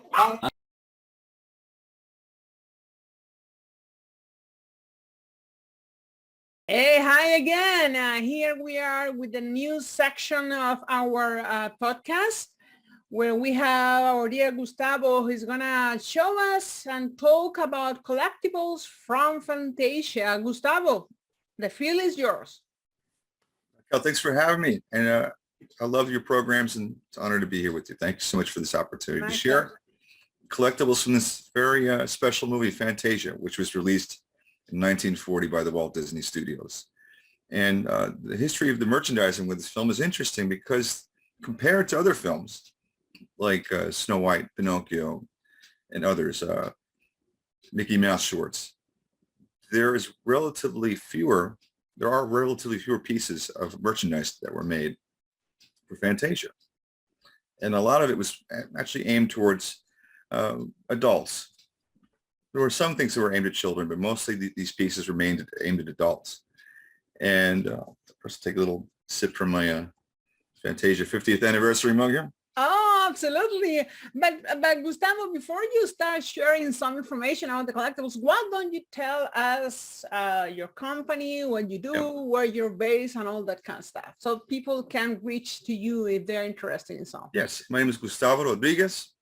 I'm based in New York City, and I work out of I'm a Disney dealer. I specialize in vintage Disney, particularly Disney from the 30s through the early 70s. That's my favorite area to collect and deal with and work with collectors who are of that interest. And I work in out of a store called Remember Yesteryears, which is the largest antique store on Long Island in Oakdale, New York. So come and see me. I'm there all the time, and we can discuss Disney. I love just talking with other Disney fans. I love helping other Disney fans build their collections. And I spend a lot of time searching all over the place, all over I'm on my own little American picker. I go around looking for old Disney pieces everywhere. So, and I'm happy to share them with you today. So, and also you can find my Instagram if you want to follow me on Instagram. My Instagram handle's Books, Toys, and Records. Books, Toys, and Records on Instagram. Okay, so we get down to some business here. So Fantasia is fun to collect because it's hard to find. And things that are harder to find are more fun to hunt for, naturally. So let's start with the most merchandising in Fantasia from the original release seems to be paper-related, ephemera-related books. So there's a number of books that were created for Fantasia. In fact, individual books, beautiful books, they were nicer than your ordinary Disney book, were printed by Simon Schuster, a Random House. They produced individual books for each segment of the film, except not in Bald Mountain, interestingly. I don't know why. Maybe that was too dark. But here's an example of one of them. This is for the Ave Maria segment. Wow. This is a first edition, and it was published in 1940. It still has the dust jacket on it, which is also nice. Very nice. And it's stated as a first edition. And the artwork there's a lot of gold leaf artwork in here. It's beautiful. Color and black and white images. Wow, look at that.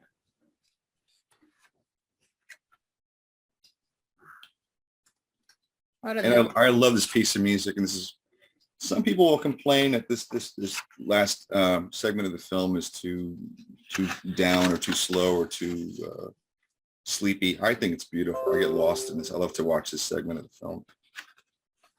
And it's the rare anything to Disney that has a religious overtone to it, which is also significant. And also you could purchase, here's one also for the Nutcracker Suite. This was a bigger book. And again, the illustrations are elaborate. They're look at the inside cover. This is 1940. Wow. These Nice. are probably, yeah.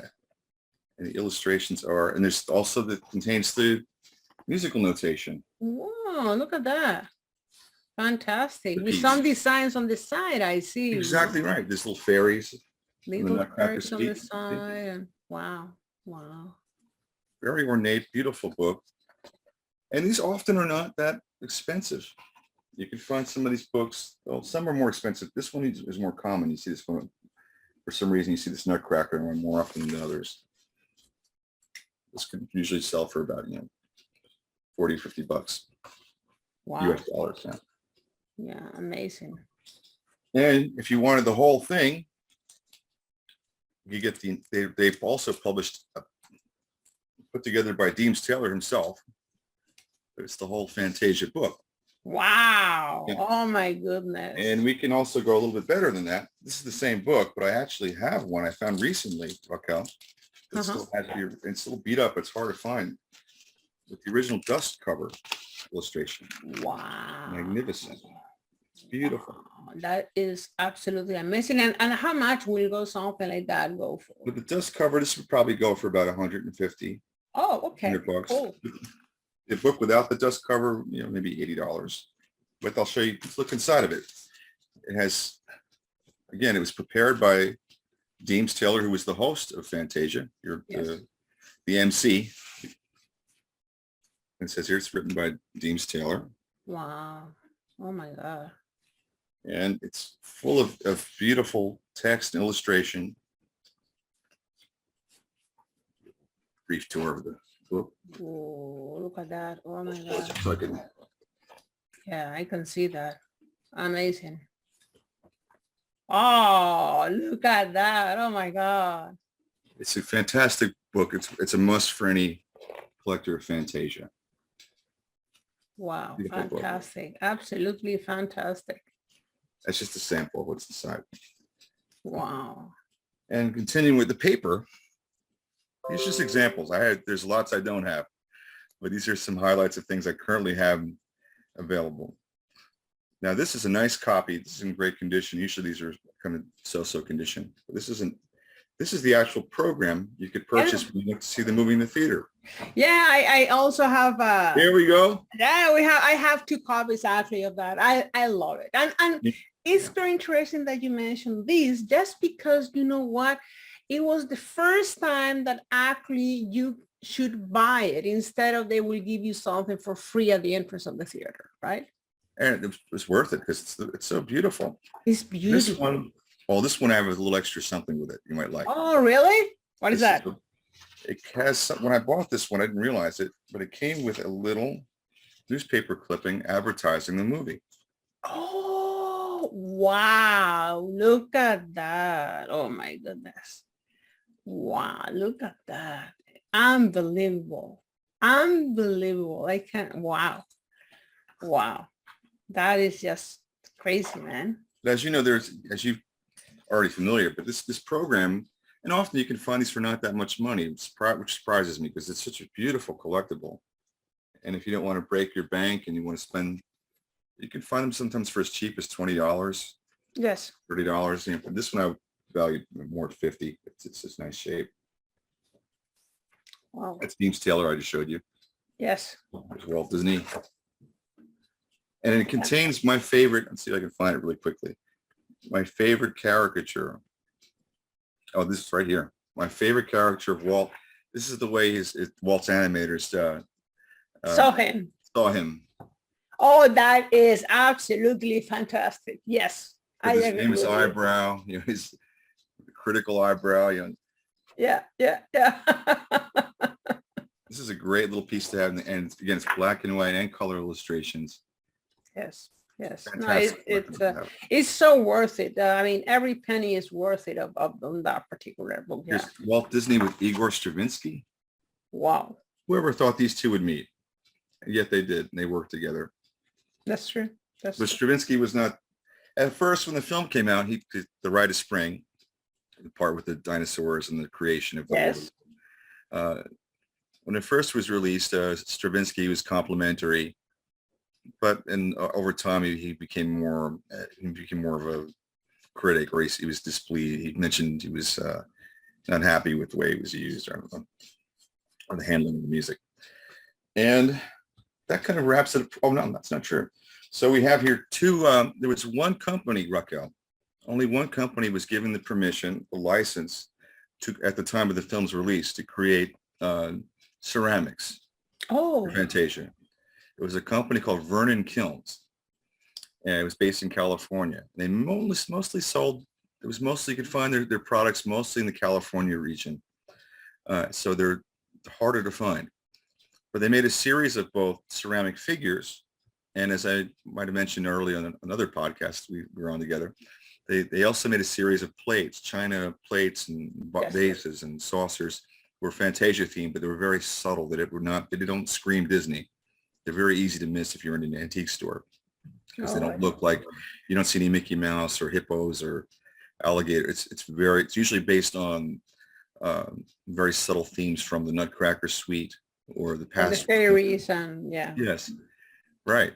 But they also made figurines, and the figurines they made were only based on a few of the segments. I think maybe 3 segments. They made figures based on the Pastoral Symphony, the Nutcracker Suite, and the Dance of the Hours. That's it. There was no Sorcerer Mickey. There was never a Sorcerer Mickey figure made until figures or dolls made until the 80s, late 70s. Right. We'll talk about that in a moment. But here's an example. I have one example of these figures. This is by Vernon Kills from 1940. This is Baby Pegasus, Black Baby Pegasus. Wow, what an absolutely beauty. Oh my God. This is a rarity, you know. It is, And yeah. And it has here on the bottom, I don't know if you can read it here. It says Yes, Disney. Yeah, says the whole Vernon thing. Kills. That's the year 1940. Yeah, I can see it. Wow, amazing. This is Something nice. like that, for example, how much do you think will reach? This particular one would go probably for about $200, 200 to 250. But they're ones that are more valuable. If you have the ones that are most sought after are the centaurs or the satyrs. They're the Yes. large. They're about this big. They made figures in different sizes. The hippos and the elephants from Fantasia can also, from Vernon Kilns, can go for 300 or more. But the largest centaur to men can go for like $1,000. Wow. Yeah. Oh, And it's but also again, the it's ones worth that are really rare are the ones that made of the ones that are half zebra, half Nubian woman. Those are very valuable too. Very hard to find. Wow. And there was but years later, so it's Vernon Kilns. Remember that name, folks? Vernon Kilns was the only maker of ceramics that was licensed by Disney to create Fantasia pieces. So if it says Vernon Kilns, it's definitely from when the movie was released. Years later, maybe later in the decade, there's one company called Zaccanini. Are you familiar with Zaccanini, Raquel? Yes, I am. Yes. Yeah, Zaccanini. All Zaccanini figures are considered rare, and they did produce at least a few Fantasia pieces, but they were done maybe in the late 40s, mid to late 40s. And I was very lucky just the other day to get my very first Zaccanini. I've never had one because they're that hard to find. Yes, they are difficult. Yeah. I got one finally, and it's a Fantasia one. This is a absolute treasure. Wow. Look at that. Absolutely amazing, Gustavo. Made in Italy. Zaccanini, for the folks out there, is considered maybe in Walt's lifetime, maybe one of the finest or one of the finest makers of Disney figures and ceramic. Yeah. Him and Evan Shaw, American Pottery in the States, is the equal. Wow. Their work is exquisite, and Yeah, you has can the see it. meter mark on the bottom there. Yes. The yes. Z for the Zaccanini there. See. Yeah. Yeah. And these are extremely rare. And they're And how hard. much will go something like that, for example? I wouldn't let go of mine for less than $600-700 at least. Yeah, at least. Because it's almost impossible to find it. So what you have there is a precious thing. Yeah, that's probably not for sale, folks. Not for me. I wouldn't sell it. If I were you, I wouldn't sell it. I wouldn't sell it. I'm going to hold on to that guy for a while. And so flash forward a little bit. Now the music of Fantasia. Now a lot of Disney was the first studio ever to release original soundtrack music on record in the 30s with Snow White. Snow White was the first movie soundtrack. That's true. And they released subsequently. They were always released, records of soundtracks for their films, except Fantasia. Fantasia wasn't released, at least when the film came out. There was no recordings released of Stokowski's arrangements for Fantasia at all. It wasn't until 1957 that it was available on record. And when they put it out, they really did a great job. This is, Wow, again, look at that. this is fantastic. This is a 3-record set. Again, because of Fantasound, it's in stereo. It's through the Fantasound. And this is an absolute must-have if you collect Disney records. This is one of the best things that Disneyland records. And it's in very good condition. This is in great condition. And I have one for sale, folks, if you're interested. Tell us prices, so if anyone This is would be interested. this one in this condition. And then these should go for a lot more, in my opinion. But they typically will go in good condition like this one, maybe $40, $50. But because inside you get 3 records, and you get a beautiful booklet. The booklet is just exquisite. Let me show you. Let me put this for a second. Excuse me, buddy. the booklet you have inside is incredible. Great artwork. Artwork just jumps out at you.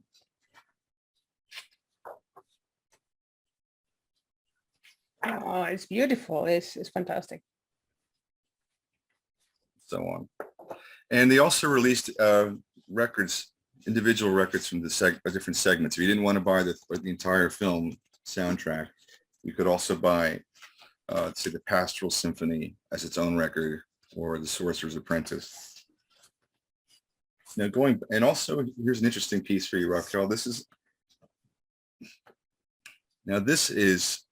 believe it or not, I think probably the only souvenir I know from Disneyland, from Walt Disney's lifetime at least, that was Fantasia themed, that was sold in the gift shops. Oh, okay. Wow, look at that. Isn't that something? Oh, look, Baker there. Oh my God. Now, it said that here, and it's from Christ. Disneyland for sure. We know it's from Disneyland for sure because it tells It us in has the to back. sell. Yeah. It has to sell. Yeah. It has to sell. This is a rare piece. Stamp. And I think I've heard somewhere, I can't tell you if it's 100% this is true, but they say that this plate was discontinued very quickly or recalled. It wasn't sold for very long. This is probably from 1957 or so, I'm guessing, 56. They pulled the plate for two reasons. Can you guess what they might be? You know, I don't see completely very well the whole thing, but I will. There's two simple reasons why it was probably pulled. Okay. Well, the little centaurs, you could see their breasts, their Yes, nipples. I was gonna say that probably is a big. That was one.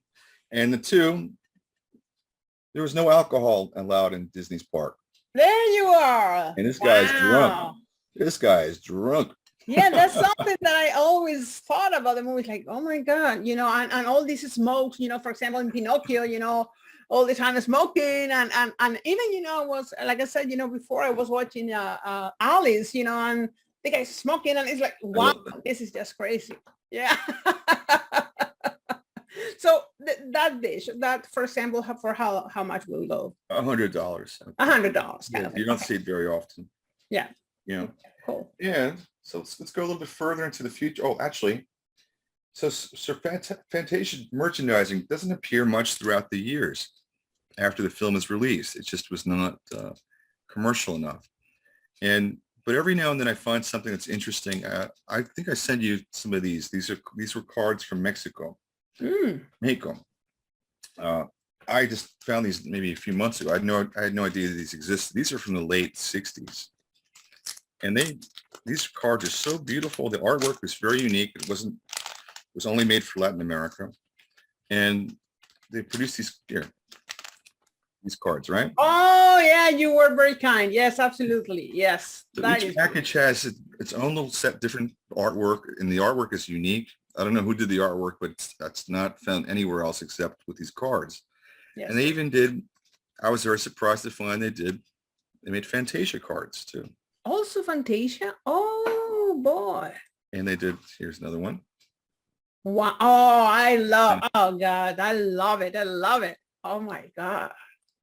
It's so well done. So beautifully many done. Look at details this one. yeah, that is just amazing.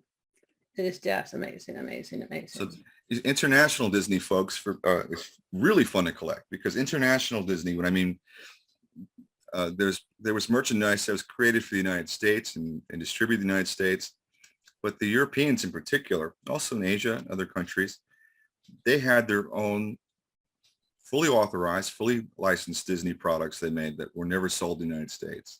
That was an example of something like that. Yes. So Zaccanini was like that too. That, exactly, Zaccanini. Yeah. This was not sold in America. It was only sold in Europe.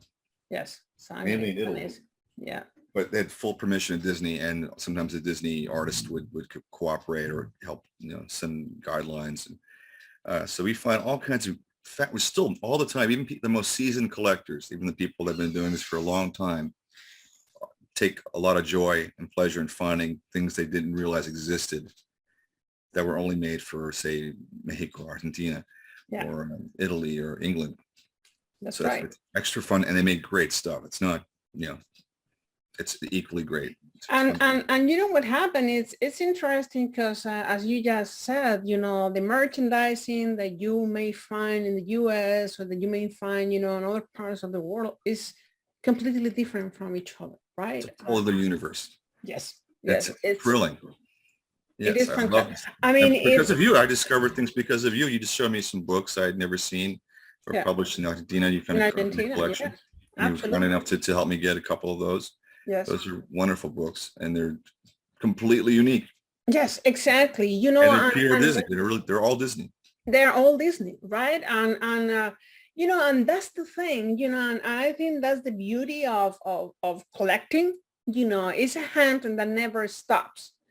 And you know, for someone like me, you know, who specialized, you know, in the golden age and previous to the golden age, you know, like it's crazy because, you know, with Snow White and Pinocchio, they make such a huge amount of merchandising, you know, that wherever you go, you know, you find something new and you have to get it. And oh my God, this is absolutely crazy, right? And no, but wow, what you have there is, what can I say? You know, Can I give amazing. a few more things to show Yes, you. please. A few more minutes left. So I mentioned earlier, let's talk about where Fantasia is in more recent years. Yes. I mentioned earlier the Sorcerer Mickey character, the magician Mickey from the Sorcerer's Apprentice, is now today is a complete icon, right? Everybody knows this character. It's probably the best known thing from Fantasia. Yes. It's the symbol of, it was a symbol at least one time of the Hollywood Studios park. And it's very easy. It's very common to find Sorcerer Mickey figures and dolls. And but that was not the case until, for some reason, in the 1940s, 50s, 60s, there was nothing.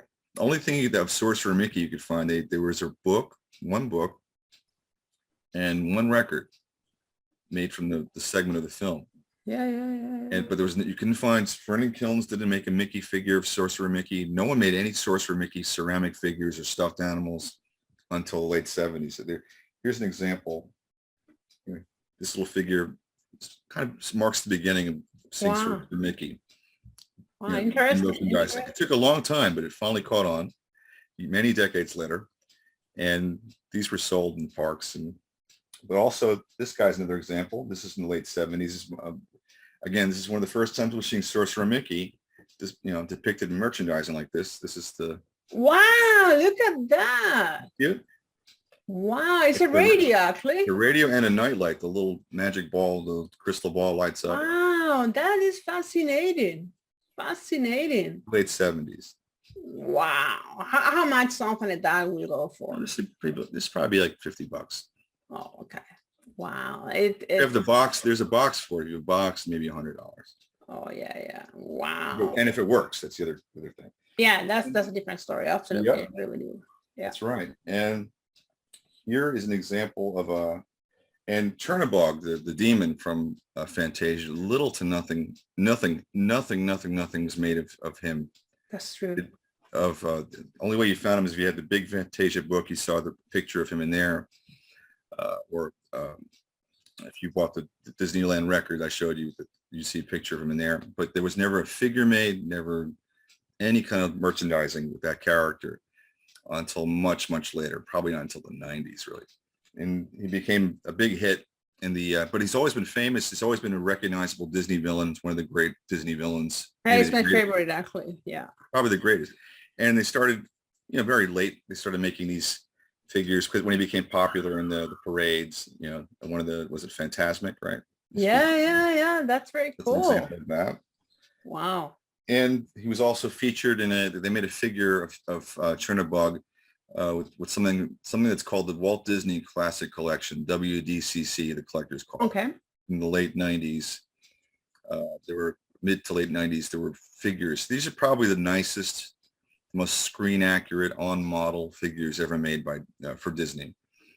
And I have one with me here. I don't have Chernabog.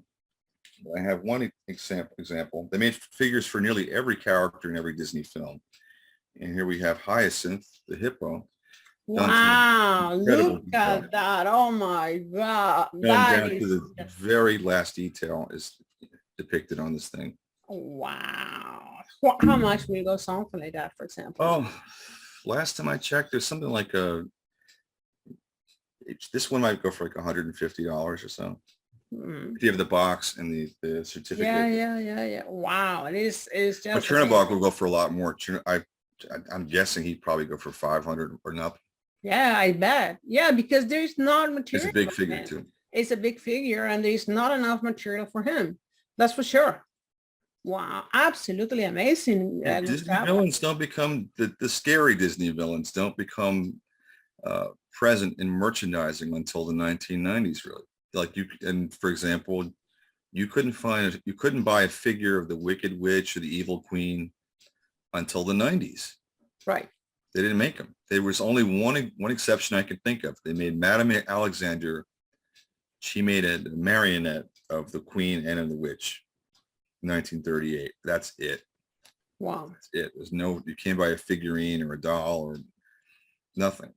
They Yes. appear in storybooks. They appear like maybe on a little picture on a board game, but no.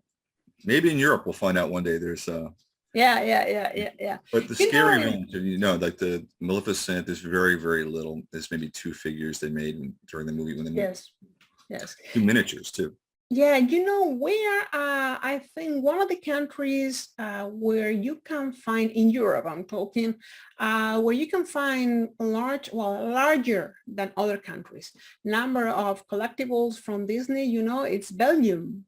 Really? In Belgium. Oh yes, in Belgium, in Brussels, there are some stores. You have to know where they are, basically. You know what I'm saying? You have to really know the city. And I mean, because, for example, in Madrid, when, I used to live in Madrid for 15 years and it's almost impossible to find, It's hard because it's frustrating because prior to the Civil War in Spain, there were great Disney pieces made.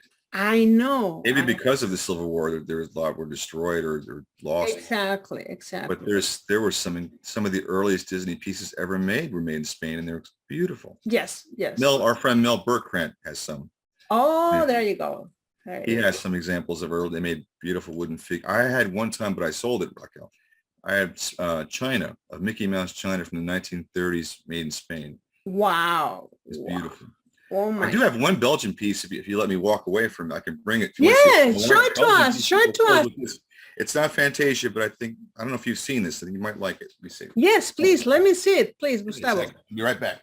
Yes, absolutely. Meanwhile, what I'm going to be doing is showing to our friends, the catalog, and that Gustavo was showing us before. Here is the catalog for the movie that you should buy, if that you had to buy actually if you wanted to watch the movie. So this is the first time actually, because in the past what happened was that they give you kind of a small little flyer, like a 2-page kind of thing. But here with Fantasia, what happened is that actually this is a book. This is a book where you have all the information about each particular piece, each particular short, and how the making of it. And I think, guys, if you have, or if you're interested into starting into collecting, things, for example, from Fantasia, this would be a very good started thing, like Gustavo was mentioning before. So I'm dying to see what you have to show me, Gustavo. I hope I didn't show you this already. This is not for sale. This is something I'm going to keep. This is from Belgium, and it's really, it's one of my favorite things I have. Whoa, my God, Gustavo, Snow White. Oh, my This is the kind of thing they would never produce in the United States, probably not even today, because it's kind of dark. It is dark. Yeah, it's but the funeral of Snow White with the dwarfs crying. It's not the kind of thing they would sell to children, not in the 30s. Not in the 30s, yes. This is made in Belgium and even has the rare piece that mentioned from 1938. And there's the witch there. Yes, that's fun. And you found that in the United States? I did. I found this in Pennsylvania.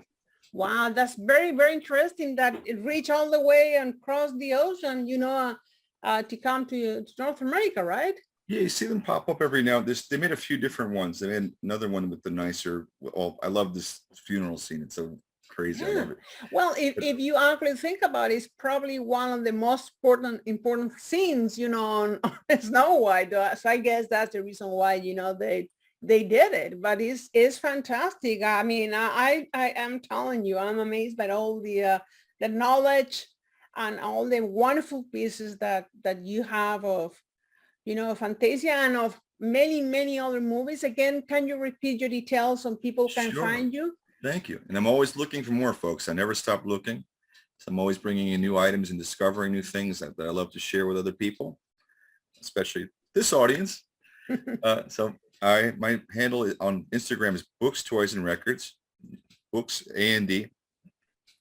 Books, Toys, A&D Records. Books, Toys, and Records on Instagram. Send me a message. I will get back to you. I promise. And you can find me in person most days at Remember Yesteryear's Antique Store in Oakdale, New York. It's the largest antique store on Long Island. I am the Disney dealer. I'm the only one there that specializes in nothing but old-time Disney. So just Yeah, ask for me. and I have to know to let the audience know that he's my dealer. So he's the one that I buy from. That sounds funny. Yeah, and is a really trustworthy person who knows what talks about, and you know, and I have to say, you know, he sends the material, you know, all the way from New York to here to Canada, and every single piece arrived perfectly fine. Nothing has arrived ever broken or things like that. So for that, thank you very much, Gustavo, for having, you know, the time with us today. And I invite you to make some selections for next podcast where we are going to be talking about Dumbo. Exactly. Thank you so very much, my friend. Have an awesome month and talk to you very soon. And to all our friends, don't forget to check our previous podcast, you know, about the Snow White and Pinocchio. Take care. Have a great day. Bye-bye.